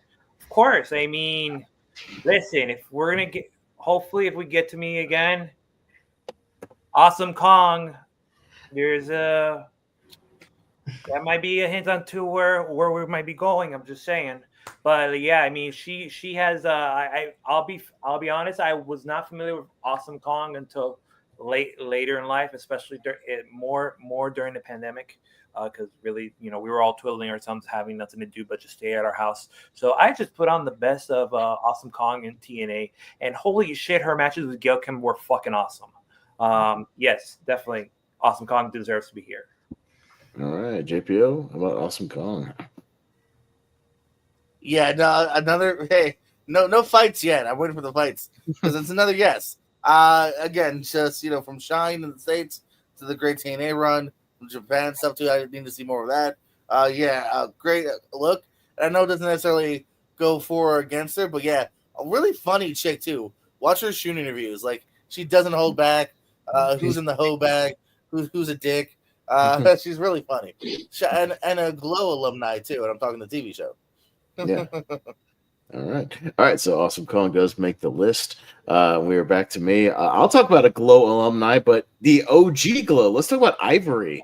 I think Ivory should be on this list. Again, simply for longevity's sake. In her career, she was literally in the original run of Glow. She was a Glow women's champion back in the original run, and she then tooled around for a little while, mostly trying to hang on to the independence. When she finally got to WWE, she was one of the few people that didn't have a really stupid gimmick or whatever. Like, she was actually still trying to have respectable matches here and there in between all the nonsense before the kind of women's wrestling kind of evolved in the early 2000s. She was a hardcore champion, so that's worthy of note. Even just for a brief period of time, but a 3-time women's champion. In the middle of that, I liked her run as right to censor. I think that helped kind of break her out and really stand out as well. And again, always just kind of around and whenever they needed her, and just very reliable, but a really solid worker and eventually a Hall of Famer. So I think, again, for longevity's sake and the fact that she was one of the few that was trying to still really work and was a good worker even on the time of the Attitude Era kind of BS of where it was all just about trying to turn them into sex objects. She was still trying to just work matches and still bring kind of prestige to that title. So I'll nominate Ivory. Jacob. Yeah, I think there's an argument to be made for Ivory to be on this list. I think everything that you brought up, I'm unfamiliar with Glow, but I think her work in the WWF/WWE was really good. Her stuff with Right to Censor was entertaining. She was, like you said, women's champion. I think she worked pretty well in the ring, decent on the mic. So I'm gonna give her a yes. All right, Mr. Mesa, what do you say about Ivory? Pez, we're talking about Tina Ferrari here. We're talking about Tina Ferrari. Mm-hmm. Yeah, absolutely, man, for sure. I definitely agree. I mean, we're talking about women's before. I mean, if one of the, with the '80s being what it was, and having Cyndi Lauper go up with Whitney Rector on the one hand, you got on the other hand the gorgeous ladies of wrestling trying to make not just wrestling mainstream, but women's wrestling mainstream with that whole show there and the whole promotion, which would inspire a TV series and so on and so forth. Awesome Kong. Yes, absolutely. I would definitely agree. Ivory was a great wrestler and definitely worthy. Also, Hall of Famer too. Definitely worthy of the spot as well. So, Ivory, Tina Ferrari. Yes, let's go. Okay. All right, JPO, what do you say about Ivory? She was on my like original long list. I think I have other people I'm gonna champion more for slightly. So I'm gonna give it a slight no. All right, first no of the night is our first one. Well, Richie. I'm the heel. Boo this man. I was thinking of Ivory. I think she gets underrated, and because I think it was like she sort of came in an era where they weren't really focusing on wrestling skills as opposed to just chicks that have model looks and stuff like that. And but she made the most of it, and it's had sort of like entertaining feuds with like Moolah, and even though I was pretty sure like back then it was like the only people that could really wrestle were like her and Jacqueline maybe, and that's something like that ring out, and or maybe like Luna Vachon. It's like the rest were just sort of just eye candy. So but she was really good at great at her character work as well with the right sense. So I'm glad that she brought it back at the Rumble a couple of years ago. That was fun. I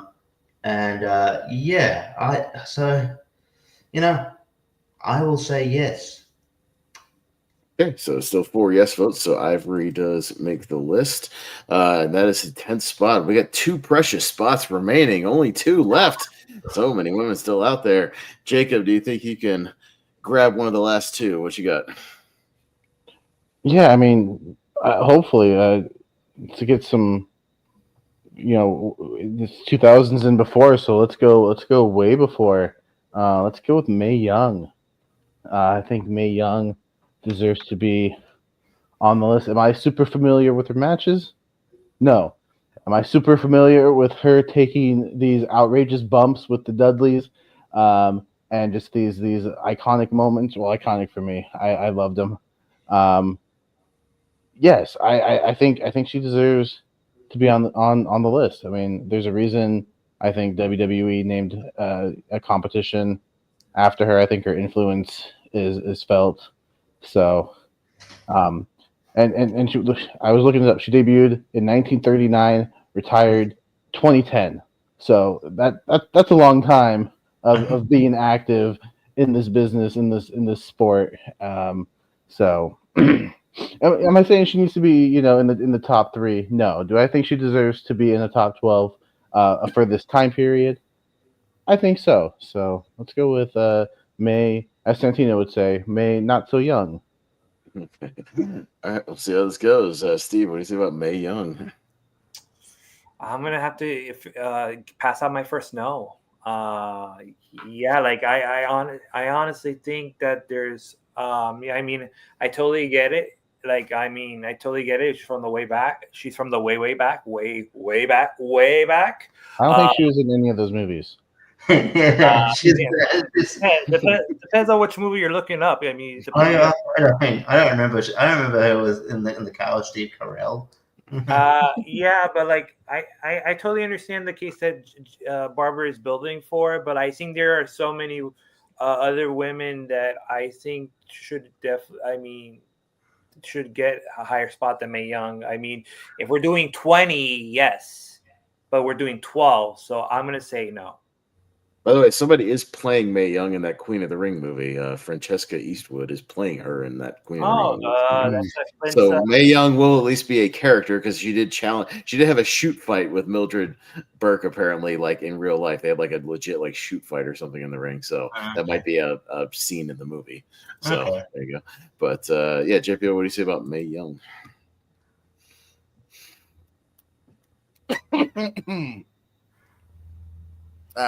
Now I'm freezing up a little bit. Yeah, I also have to give it a no. While she is super entertaining, I feel like the other ones have done more, and I'm championing them a little bit more. So it's a no for me. Yeah, Richie. Yeah, I was sort of on the. I was more on the fence, just because I understand her legacy. But yeah, I like her as a performer, but like as I don't can't really judge her as a wrestler per se. But you know, like her like as like you know, I will always respect her as like a sort of daring like performer, especially at her age, and her some of the stuff like she did. And yeah, I would. So yeah, I would say slight no, but I understand why you brought her up. Also, done more. She did it for 70 years. Nobody on the list has done more. Let's be honest. Yeah, but I haven't seen a lot of that. Yeah, I think my no is going to come from the fact that I haven't seen any footage of any of that stuff from like the 50s. You know what I mean? 60s. Like I don't know like if it was good particularly or not. I don't know. I the only matches I've actually physically seen of her is when like 1999, 2000. You know, like she's getting in the ring at 70 years old. You know, like I get it. For the historicity of it, if you will. But I can only go so far back as far as stuff I've actually seen. And so I understand the logic behind it. And I guess there's an argument to be made, but yeah, just for the fact that I only really know her from like the Attitude Era stuff, and I can respect the bump she took, and the carry, the moments and the storylines and whatnot. I have to give it a slight no. So yeah, Disrespect. I know. Disrespecting our elders. I know. So that is going to be the first you no all of suck the on evening.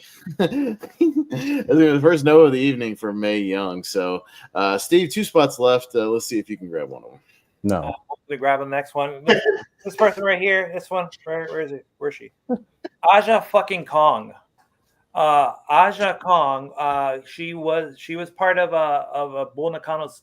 Just like how Dump Masamoto was part of. Bull Nakano was part of Dump Masamoto's stable. That's how Aja Kong was part of Bull Nakano's stable. And basically, it was basically the same way that it goes. They broke apart. They had matches against one another. Again, one of the best matches I've ever seen was the cage match at WrestleMarine Payad in 1990, where basically, Bull Nakano did a freaking drop. Okay, but before that, you had Aja using her trademark trash can. She carries a trash can and just bonks you on the head with it, no matter if it's no disqualification or a cage match or whatever it is. So you're gonna get bonked on the head with a trash can, and if she likes you, she's gonna bonk you lightly. If she doesn't, you're gonna get fucking blunt force trauma. Also, before that happened, that match has stabbings. That match has scissor stabbings. And she's a recipient of one of them. And also one of her best matches against Naomi Toyota at one of the biggest women's wrestling show, Big Egg Wrestling Universe in November 1994. She dethroned Bull Nakano and went on to become the WWWA champion for 850 days. I think she definitely deserved to be on here. Her one of her trademarks was the spinning back fist. And Eddie Kingston picked up the spinning back fist because of Aja Kong. So, back fist to the future is because of Aja Kong. I rest my case, Your Honor. Hey, all right. So, Steve, once again, going to the Japanese ladies with another Kong, but Aja Kong. JPO, what do you say? I'm more familiar than Toyota, but there's other people I have on my list. I'm going to give it a no. Fair. Richie? Yeah, I would like to watch something, kind of watched some of those matches that you mentioned. But and yeah, it's weird because she's been around for ages. Because I've seen I saw a match of hers and like recently come back with like the mid-90s on like Raw, and then she showed up early in AEW. So I'm just like, wow, she's been around for ages. But yeah, she didn't like wasn't on my list just because like it's not like I haven't seen enough and I haven't really heard her being talked about in that sort of that sort of GOAT kind of conversation. But I'm willing to look at those matches and then have a different sort of perspective. But for now, it's no. Yeah, I've seen more of Bull and Toyota than I have of Aja Kong. I think I've just only seen some of the stuff when she did have matches in the United States. I haven't seen as much of her Japanese stuff overall. I am familiar with her. Like I looked her up in like the picture of her. Yeah, I definitely know who she is. But we gave you 2, Steve. I think that's it for me. I'm gonna say no. So there's other ladies I have on my list as well. I think I'm about on my limit for that one. So I appreciate the hustle, but we gave you 2 of the big ones. I think I'm gonna cut it off there and say no. Cutting you off. But Jacob. Yeah, I'm also just not super familiar. It's another name that I've heard, but just haven't seen. And I've heard more and of the other 2 that I did say yes to, and I do want to check out some more of these classic and older women's wrestlers, women's matches, and she is one of those. But yeah, with only 2 names, 2 spots available, I have to unfortunately say no. All right. But I appreciate the hustle, Steve. I really do. I knew you were going to bring it at least for the arguments. So I certainly appreciate the hustle.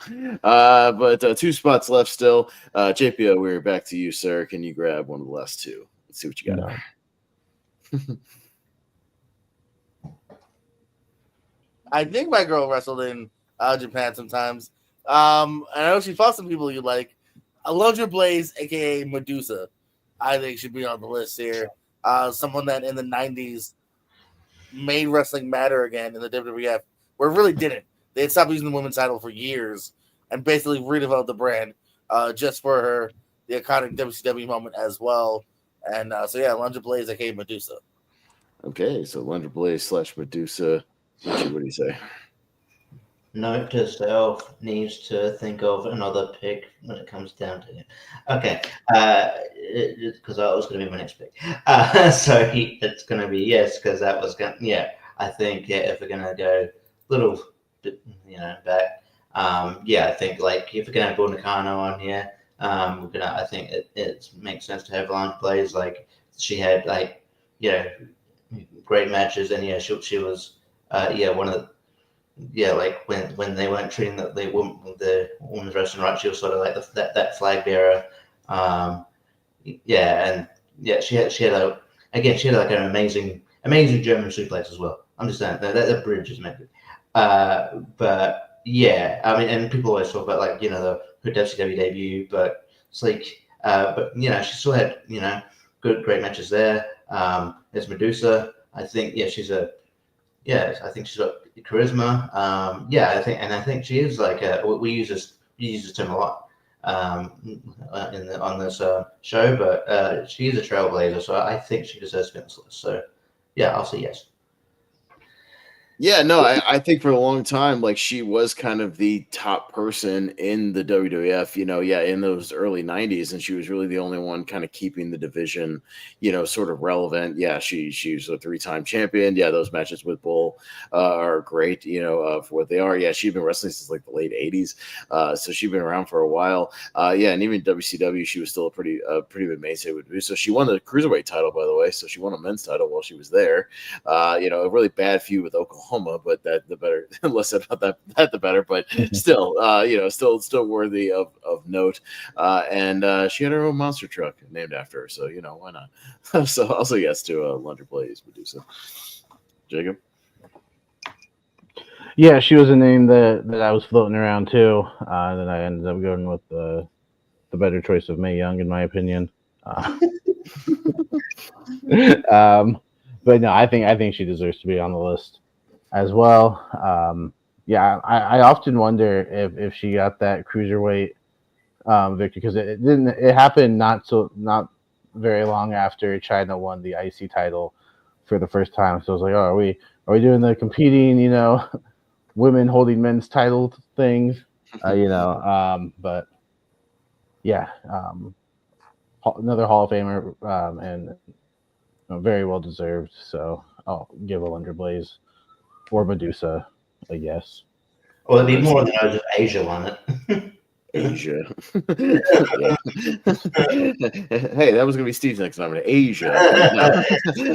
How about Midnight or what's her name? Whatever her name was. But Steve, what do you say about Alundra Blaze? I mean, JPO, you said no to Asha Khan, but you said yes to Medusa. That is fine with me because they faced she has her roots in Japan.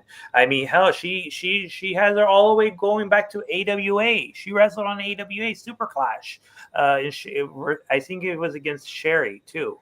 So like first and not only that, she was also part of that Survivor 95 Survivor Series match that had basically almost all the Joshi that Vince wanted on that match. Aja, Bertha Faye, who was a Monster Ripper back in Japan, Lioness Asuka. You also had on Alundra Blaze team. You also had Kyoko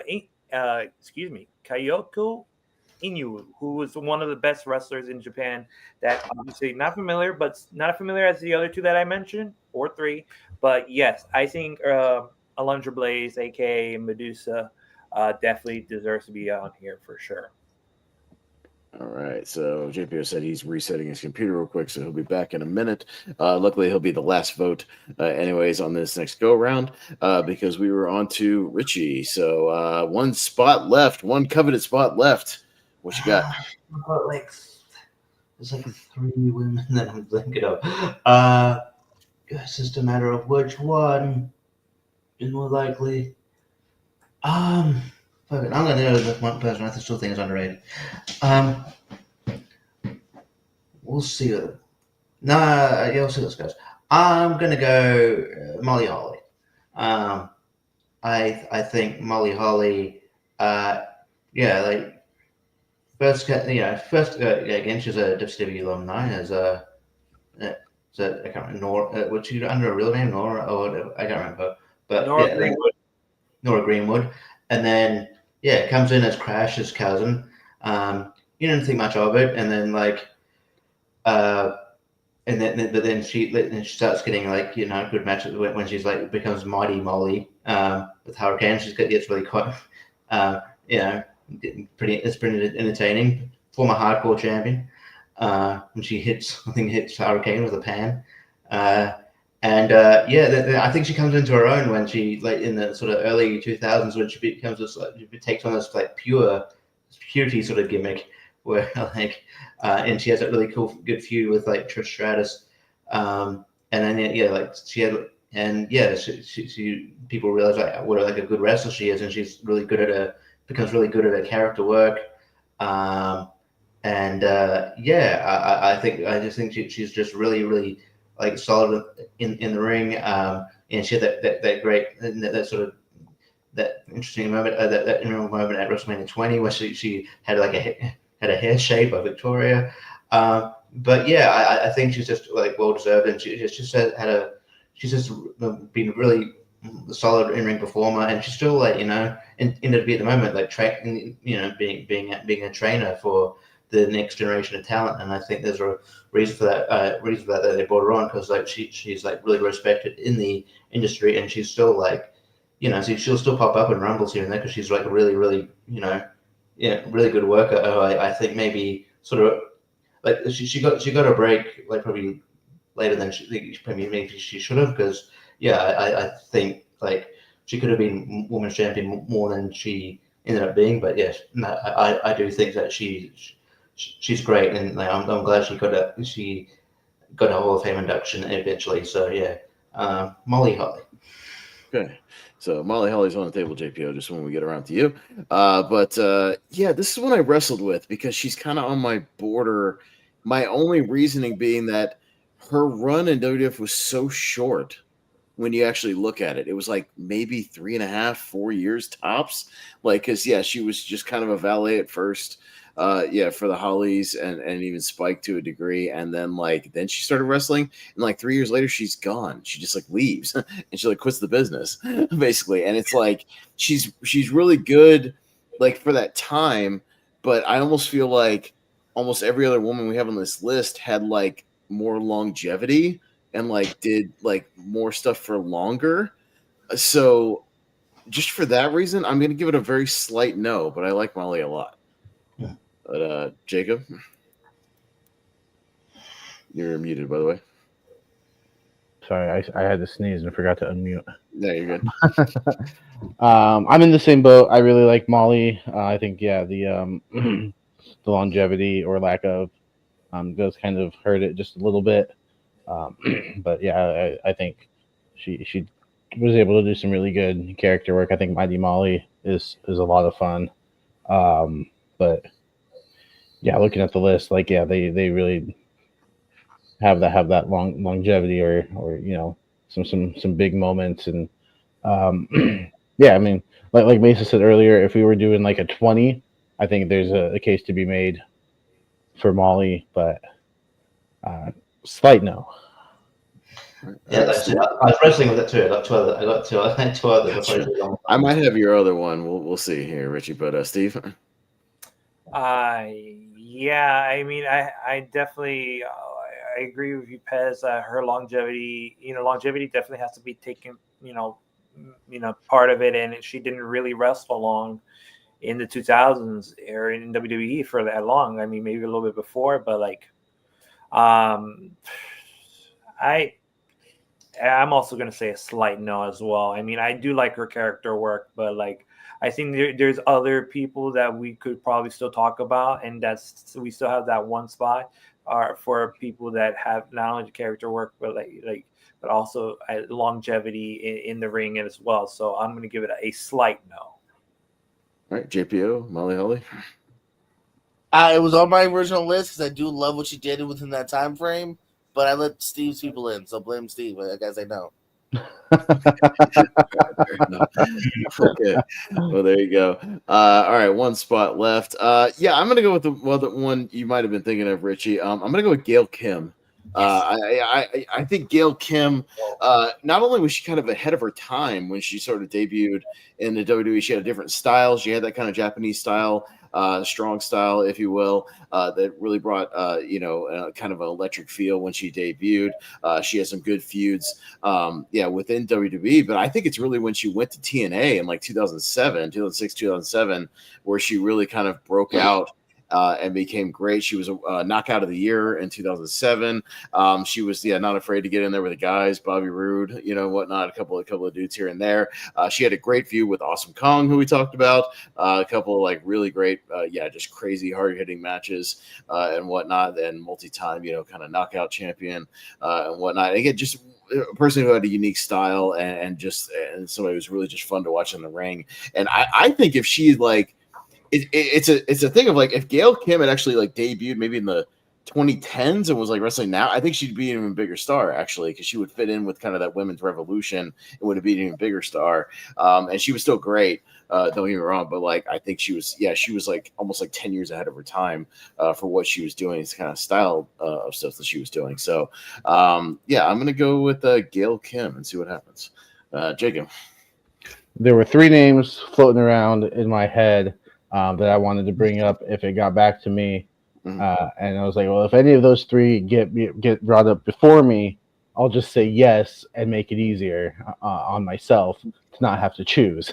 And Gail Kim was one of those names, so I'm going to say yes for everything that you said. And I also agree. Like if she did debut in the 2010s, I think, she could be a huge star right now. Yeah, for sure. Steve, what do you say about Gail Kim? I mean, when you mentioned, you saw Mike Tell, so like, yes. Yeah. I mean, the inaugural Knockouts champion. She won. She's the first. Nobody can claim to be the first Knockouts champion except her. She is the first person to ever held that title in that gauntlet match at, I believe, Bound for Glory 07, I believe, maybe. I could be off on the day. I've got the Wikipedia pulled up, so yeah, I think so. Yeah, something like that. Got it. All right. So some Impact, trivia I retain when it matters. I mean, and then we talked about Awesome Kong, and those again. I think still are those at least those batch of matches. Even going all the way, I believe their last match was in 2015 for like the World Series match.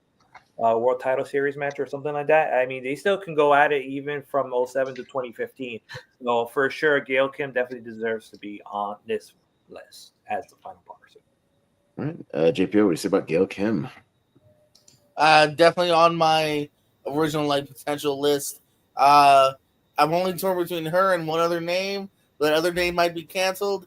Gail Kim's not. She seems really nice. Let's go with that big old yes. I think I know what you're talking about. We'll mention in the honorable mentions. Yeah. But Richie, was that the other one you were thinking of that I brought up? Yeah. There was two others, and that was one of them. Yeah. Okay, But yeah. So yeah. So yes, definitely. Gail Kim. Wins a women's title on her debut. And I think, cool. Like this doesn't happen very often. They obviously see something in her, and then unfortunately doesn't go much anywhere. Goes to TNA, absolutely becomes probably the most successful women on the roster that probably they've ever had, to be honest.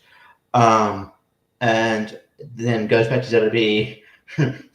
Did you think, cool, she's built up kind of this, she's got this reputation, built up a reputation now. It's like, she'll be treated better. No, she wasn't. And then she just eliminates herself from a battle royal. She's like, no, fuck this. And then goes back to TNA and just starts, picking back where she left off.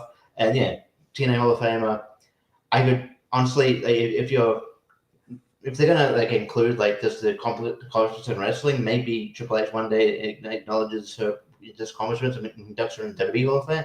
Maybe she gets a WWE Hall of Fame induction. I don't know if it's it might be out there, but I don't know. I think now that they have an official partnership with TNA, and she was an impact. Well, I think it'll happen in the next couple of years. So definitely. I think she's great. And yes, if she debuted. If she was in her prime and in the Triple H era, she'd be there. She would probably be one of the biggest stars. We would have been talking about her as a potential Royal Rumble winner or something. If she had come into that NXT class with Becky Lynch and Charlotte Flair and Bayley and all of them around that time, she'd be a major still player to this day. Those are all matches I would have loved to have seen. Oh yeah, 100%. So it's just kind of early, too early, but I'm glad she flourished in TNA at least. All right, so that is it. We have our top 12. I'll run them down real quick, and then we'll do our honorable mentions really fast, and then we'll do our actual rankings. So on the official list, we have Chyna, Bull Nakano, Trish Stratus, Lita, Victoria, Mickie James, Manami Toyota, Beth Phoenix, Awesome Kong, Ivory, Alundra Blaze, and Gail Kim are our 12 available for the actual ranking. Jacob, any honorable mentions you had still on the list? Any other potentials? Like I said, I was flirting with 3 names. Gail Kim was one of them. The other 2, Jazz. I think Jazz was someone that could have been, at least discussed. And then the other one, I don't know. It was one of those, late rounds if we were struggling, because I don't think she really came into her own until 2008. So she doesn't have that big chunk of the time period that we're discussing. But Michelle McCool, I thought, made an impact during the time where she was kind of on top of, the Divas division as it was. So those were the other 2 that I was thinking about. Steve, whatever other international talent did you have on your long list? I'm sure. I had Akira Hakoto. She was on there. Other than that, not I probably would have made a case for Mildred Burke. I made some case. I mean, she's I having. think if we do this after the movie, The maybe. movie, I think we need to see I the felt movie. bad. I thought about that. I'm like, I might be on a Mildred Burke Also, Yeah. I have a factoid in terms of she was the first ever in 1937 to win the WWWA World Championship, which would later be won by Manami Toyota and Bull Nakano and all the Joshis over there. I would argue for Sensational Sherry Martel, Jacqueline, Miss Texas, Jackie Moore, Sarah Del Rey, Luna Vachon, and Jazz. So I could have, there's a couple there, but prioritize. Sure. JPO, anybody you had on your other short list? Yeah, I mentioned the After Dark Side of the Ring, and then they took away her Battle Royal name, Fabulous Moolah. I think a few years ago would have been a kind of a no-brainer, but maybe looked upon less here. Now, Wendy Richter, again, kind of the first big '80s star, right in that boom period, kind of shortish run, but still, I think, big enough during a big period. Now, I wish I had said it, because I don't think anyone would have had my back. But Steve, Sarah Del Rey, hell yeah. Big indie talent. Who is she still with NXT? Or did that end? No, I don't think so. She might be with AEW, but still, she was there. She was there for a while. She's a really great independent talent that, for whatever reason, was just hired as a coach for NXT for a while. And also, Del Rey, Mischief was also really great too. There's a few indie girls that could have been on there, but I went more mainstream. Yeah, Richie. Yeah, not much. I had the other person I was thinking of was Jacqueline, and Michelle McCool. But like Jake said, she's sort of Michelle McCool. Yeah, that's what Jacob said. I'm not the first person to bring it up. Yeah. I didn't hear my yell at him too. Yeah. I'm sorry, what did you say, Jordan? Michelle McCool, but she's the only like Jacob said, she only debuted in like she only came to her in 2008 sort of era, so wasn't entirely sure on her. Same sort of like argument for like someone who I think was maybe in the wrong era. I think she'd be all right now, but Eve Torres I thought was good for back in the in her day. But top 12, not 12:30, guys. I think you're getting the numbers confused. Yeah. Hey, you had your time, JPO. Let him speak. Yeah. I'm sorry. But I was thinking Taylor Wilde, but I think she might have debuted later on, so I wasn't too sure. But she had great matches too. That's pretty much it. Oh. Yeah. And how can you forget Miss WrestleMania Santina? Sorry, I just one. Let's do the show over again. Harvina, I mean, come on, guys. No, I mean, mine are kind of similar. Yeah, Jazz, I think you can make an argument for. I mean, yeah, she's canceled, but the Fabulous Moolah, is one of the bigger stars of the early era. And then I think Jacqueline, because I mean, she was in WCW, WWF, TNA. I mean, tilling around all these companies around this period and just always being a solid worker. So, again, another former WWE Cruiserweight champion. I think she'd be champion. So just a couple of those, but all right, let's get to the actual rankings. Again, all the 12 are in the private chat if you need to refer to them. I've got them all in there, and then I will put up the banners as we go along. So we'll do the same thing. We'll start with Jacob.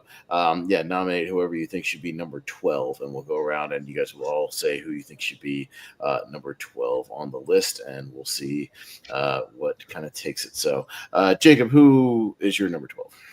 Well, unofficially, 3 of us brought up Jazz in our honorable mentions, so she's number 13. For number 12, I have Toyota. Okay, Steve? Ivory. JPO? Toyota. Richie? Toyota. I actually have Ivory as well, even though I brought her up. So I believe it is Toyota, Manami Toya at number 12. So sorry, Steve, but she does get on the list at least. So Nice. Yeah, she's on the list. All It's right. just the unfamiliarity. Lack of familiarity. So, but still number 12, Manami Toyota. All right. Going to number 11. Give you guys a second if you need to write a new one down. You don't necessarily have to write it down, but if you want to, totally fine. But Steve, number 11. What you got? Ivory.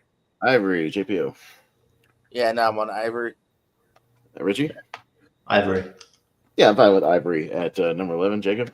Oh, I went with Ebony. No, I went with Ivory. Okay. I'm surprised Ivory. I think called Ebony and Ivory. That Yeah, seems I know we never got that. Number 11 will be Mm, Ivory. I may not be able to write mine down, guys. I got to do these banners, but I promise I will stick to my guns here. But 2 down, Ivory gone. Manami Toyota gone. JPO, we will be on you next. Number 10. What do you got? Gail Kim. Gail Kim. Richie. Awesome Kong. I'm gonna have Alundra Blaze. Jacob. I said Awesome Kong. Awesome Kong and Steve. Awesome Kong. Awesome Kong with 3 votes will be number 10. All right. Awesome Kong. All right, there we have it at number 10. Awesome Kong. She is knocked off the list. Richie. Alundra Blaze. Yeah, I'll stick with Alundra Blaze. Jacob. I said Gail Kim. Gail Kim. Steve. Alundra Blaze. Alundra Blaze and JPO. Gail Kim. Gail Kim. Okay, Oh. Alundra Blaze, 3 votes. We'll take this one. Was that Gail Kim or was that John Cena? Because we couldn't see it. And my phone was off. All right. Alundra Blaze / Medusa at number 9. That would have been my vote for number 8. So Okay.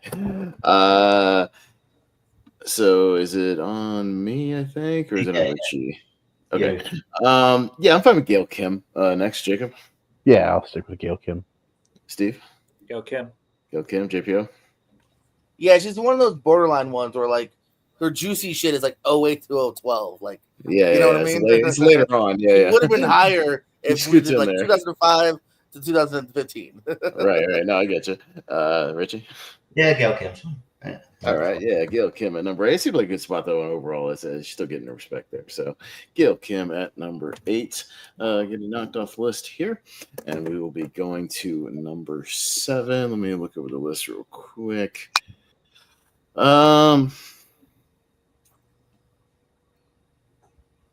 It's on me or Jacob? It's on Jacob. you, no, it's on Jacob. Sorry. Jacob, yeah. So yeah, go ahead, Just Jacob. do what I do during ASAP. Just roll with it. Who cares? Yeah, just whoever. That's Yeah, fine. No, go ahead, Jacob. Victoria. Okay, Steve. Beth Phoenix. Beth Phoenix, JPO. Victorious. Victoria. Richie. Victoria. And I would have Beth Phoenix, but Victoria with 3 votes. All right, Victoria. All right, number 7. There you go. All right. So we get knocked off the list. Just to recap what we have still on the table.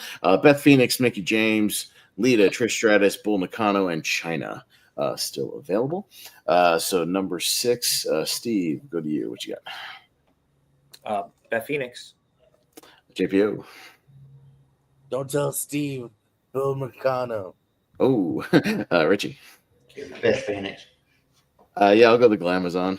Jacob. Beth Phoenix. Beth Phoenix. My Okay. feelings were hurt.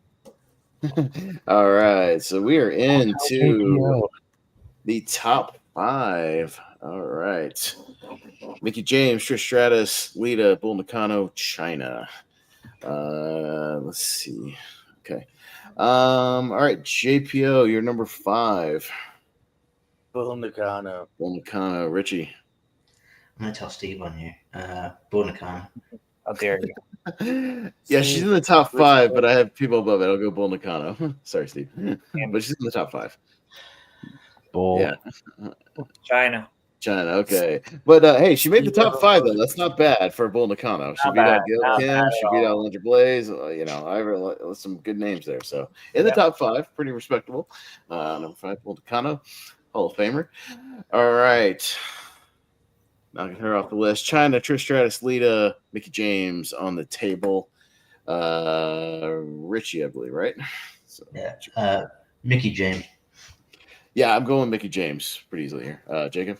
Yeah, I think she could be top 5 when we do 2010s too. Potentially, Mickey James. Yeah, no, not to I say you think can't bring her up again for the it's her 2010s name. if you like. But China, Steve, sticking with China. And I China. agree with Okay, Steve, close. China. All right, close one there, but Mickey James at number 4 with 3 votes there. So there we go. All right, going to the top 3. We got Lita, Trish Stratus, China. Number 3. Let's see. Is that Richie or me? Yeah. Me. China. Jacob, China. Steve, China. JPO, China. and Richie. China. China. Yeah, China is there at number 3. Now, just to keep in mind, you are voting for number 1 here. So skipping straight to number 1. So voting for your top out of Trish Stratus or Lita for number 1. Yeah, they go hand in hand. Exactly who I thought it would. Yes. Yeah, I'll actually write mine down for this one since it's the final vote here. So let me do that real quick. All right. So Trish Stratus or Lita, you are voting for your number 1 to round out the list. Jacob, back around to you. You're number 1. I think I just remember her matches and moments more fondly, so I'm gonna go with Lita. Lita, Steve. Rocking the 954 Fort Lauderdale girl, Lita. JPO. I don't know her zip code. Trish Stratus. Hey, Richie. Canadian. She lives in Canada. Trish Stratus. Comes down to me. Oh, It's Come on. the journey, man. Trish Stratus. Hey. But More close. They go titles, hand in more hand. mania moments. That's what I went with. Yeah, so no, but I mean, very, very close. Obviously, came down. not to all the about last Mania, vote, JPO. So it's but they go hand in hand. And again, we knew they were going to be at the top of the list, kind of right Important, next to each kind of. other. So there we go. Let me round this thing out. All right, with the banners, there we go. All right, recapping the list now that we have the 12. We got number 12, Manami Toyota. So Steve getting that representation in there, at least on that list. Number 11, we got Ivory. Number 10, Awesome Kong. Number 9, Alundra Blaze / Medusa. Number 8, we got Gail Kim. Number 7, Victoria. Number 6, Beth Phoenix. 5, we got Bull Nakano. Number 4, Miss Mickey James. Number 3, the 8th Wonder of the World, China. Number 2, Lita. And number 1, Stratusfaction, Trish Stratus. There you go. So nice list there. I like it. It's a good representation there. And yeah, no, I mean, you could definitely still nominate at least a few of these ladies to continue into the 2010s. I would imagine, at least a few of them you could probably make a case for, much like we did with some of our men's wrestlers, with people like, Jericho, Rey Mysterio, some of those guys that kind of, Shawn Michaels, it lasted multiple decades. I'm sure there can be an argument there. Also in the 2010s into the 2020s, you can make those same arguments. So when we get there eventually, but JP, I'm sure we will return to this maybe in about, like I said, every other month, so maybe, April or so, we'll find a dead week and we'll revisit it. And yeah, we'll hit the 2010s. That's where it gets really juicy because, man, the women's division really now you're because like exploded. TNA really doesn't come in until like that last half of the year for women. You know what I mean? Like there is women early on, but it's like sporadic. Alexa Marie, Trinity. You know what I mean? But now TNA's full on. We can look more like Shine. Yeah. Oh yeah. No, yeah, totally. WWE, NXT, the NXT women's division is exploding. You saying Shine? I mean Shimmer. Shimmer, yeah. Right. But yeah, Shimmer and Shine, they go hand in hand. I think the list Shine of is company too. The list of potentials, for the 2010s, I think just kind of explodes. So yeah, there might be some arguments, to be had, and some juicy lists. So we'll see what happens, Steve. We might bring you back for that. When we get to April, we'll see. We'll keep you on tap. Passionate about the ladies. So that'll do it for Rankum. So all right, Jacob, I will throw it back to you, sir. But yeah, that was fun. There you go. Yeah, that was fun. I'm looking forward to the next decade. It's going to be even. That's going to be a much tougher one, I think, than even this one was. Yeah, we might not go 7 for 7 or 8 for 8, whatever we did to. Yeah, no, it's going to be tricky. So, thank you, Steve, once again for joining us. Pleasure to have you. Where can the people find you on the interwebs? Well, as you can see, I'm wearing one of my favorite hats, which adorns my logo, Mesa Media Productions. One of the best production companies, film wrestling production companies, one of the best. Right at you, Jordan. So if you want to check out all my stuff, I got YouTube going on at Mesa Media One, also Mesa Media One at Twitter. I'm also on Instagram at smess85. I don't really have a Mesa Media thing. I just do it as smess85. So and I just do every Friday, every week I do like, oh, check out these indie shows that are coming up or these matches coming up this weekend that are indie wrestling. So just to give a spotlight to shows that usually don't get recognized and that are not also AEW or TNA or WWE. So I like to do that every Friday, like Wrestle Weekend and all that stuff. So yeah, check that out. So Right on. Richie, where can the people find you? Yeah, me and Pez, before we got down here, did Wheel of Movies, Mission Impossible 3. Good time, check that out. On featured in the ASAP tournament round 2, so I know that you can keep an eye out for that. And speaking of JPO, I will be versing him in CWT. Is that next week or this week, JPO? It is at some point. Tomorrow? No, it's next week. It's next week, yeah. Next week. So check that out. Next Friday. Who knows? You might see my sexy mug on camera at Grand Slam. I'm gonna be there. So I'll be there tomorrow night.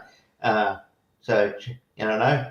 Look, keep an eye out. If you, I mean, you probably won't watch it live because it's fucking early in the morning for you guys. But yeah. We'll watch That's definitely going to be a replay for us, brother. Sorry. Yeah. Later on. We'll watch when it airs after All-Star Saturday nights. Yeah. And that, I'll be on the Seen and Heard, the Valentine's, the romantic comedy version of Seen and Heard. So check that out. And other than that, I pop up here, there, everywhere, in your dreams. In your nightmares, I'm here. Speaking of in your nightmares, JPO, where can the people find you? I'm the leprechaun. Aforementioned Perisco. We just filmed the tournament match. We got more tournament matches coming up, so that's on their way. Might have to hit Pez soon too. I got to film mine. That's right. I need to write some questions, but I know that's coming up. Yeah. Yeah, I was say if you want, just go ahead and get that done. Let me know, and then I'll set up the green room, and we'll figure out a day. Gotcha. Yeah, we'll do it some point next week, I'm sure. Yeah, we'll do almost on the right side of the bracket. We got some stragglers from the left side that are very hard to schedule. So we're kind of that slot right before Lonely Marks is looking real sweet, like you did tonight. So that could work. Yeah, because we can get it done pretty quickly. No Wheel of Movies next week, so that could definitely work. So maybe we'll there you go. That. So as long as Sam is available. So like I said, we'll do some backstage discussions and see what we can get done. Aforementioned CWT. Me and Richie have never gone one-on-one, so that's gonna be a lot of fun next Friday. Tune in over at Twitch for that. Our boy Cass's Twitch. Just did a 6-man tag for Multiplex. I should air at some point. That was a lot of fun. And catch me here every Thursday. Thanks for ranking with me. That was Malcolm said. And Pez, where can the people find you? Mostly over on the Movie Hero Network, co-hosting and or hosting all kinds of stuff. Tournament fights, tier rankers, Wheel of Movies, which I host Recast. We do that a couple of times here and there. And I'll be around on Mega Movie Z doing our monthly mistake drinking game to Madam Web this weekend with Wolfman. That'll be something. And I'll be on Malcolm's Rankum, speaking of Rankum, the official Rankum show on Saturday, ranking with JPO. We'll be ranking some Seinfeld. So what's the deal? What's the deal with Rankum Seinfeld? So that should be fun because there's a lot. I could do a top 50 Seinfeld episodes, so that one's going to be tricky doing a 12. We'll see what happens, but there you go. I could do a top 0 because I've never actually seen an episode of Great Seinfeld. show. That's what I've heard. I'm sure I'll get to it at some point. Netflix, I think, right? So get to it. Yeah, I'm just not a big television series guy. I don't know. Well, that was one where it's not like a continuous storyline. You can just bounce in and out of those like episodes, and like there's not really like a through line. When you're about to go to bed, 20 minutes, watch an episode. You know? It's fun. Yeah, I it's don't it's a good bedtime I don't show. want to stay up for 20 more minutes after I'm ready to go to bed, though. Okay, 20 minutes before you go to bed, watch it. It's good. You might be onto something. Yeah. Ah. All right. Yeah, speaking of twitch.tv/Casper, I will be on there tomorrow night for his Clash of the Combatants sports division. I will be taking on a friend of the channel, Mr. Jake Tato. So that should be a lot of fun. Shout out to Lights Out Trivia, where I also compete from time to time. And yeah, I think that's it. That's all I've got going on in the near future. So we will be back next week talking some more wrestling. So once again, Steve, thank you for joining us. If you watched live, thank you. If you're watching on the replay, also thank you. Yeah, we'll be back next Thursday. So for Steve, for Pez, for Richie, for JPO, for your grandma, your uncle, and their roommates, we are the Lonely Marks, and we will see you next week. Woo!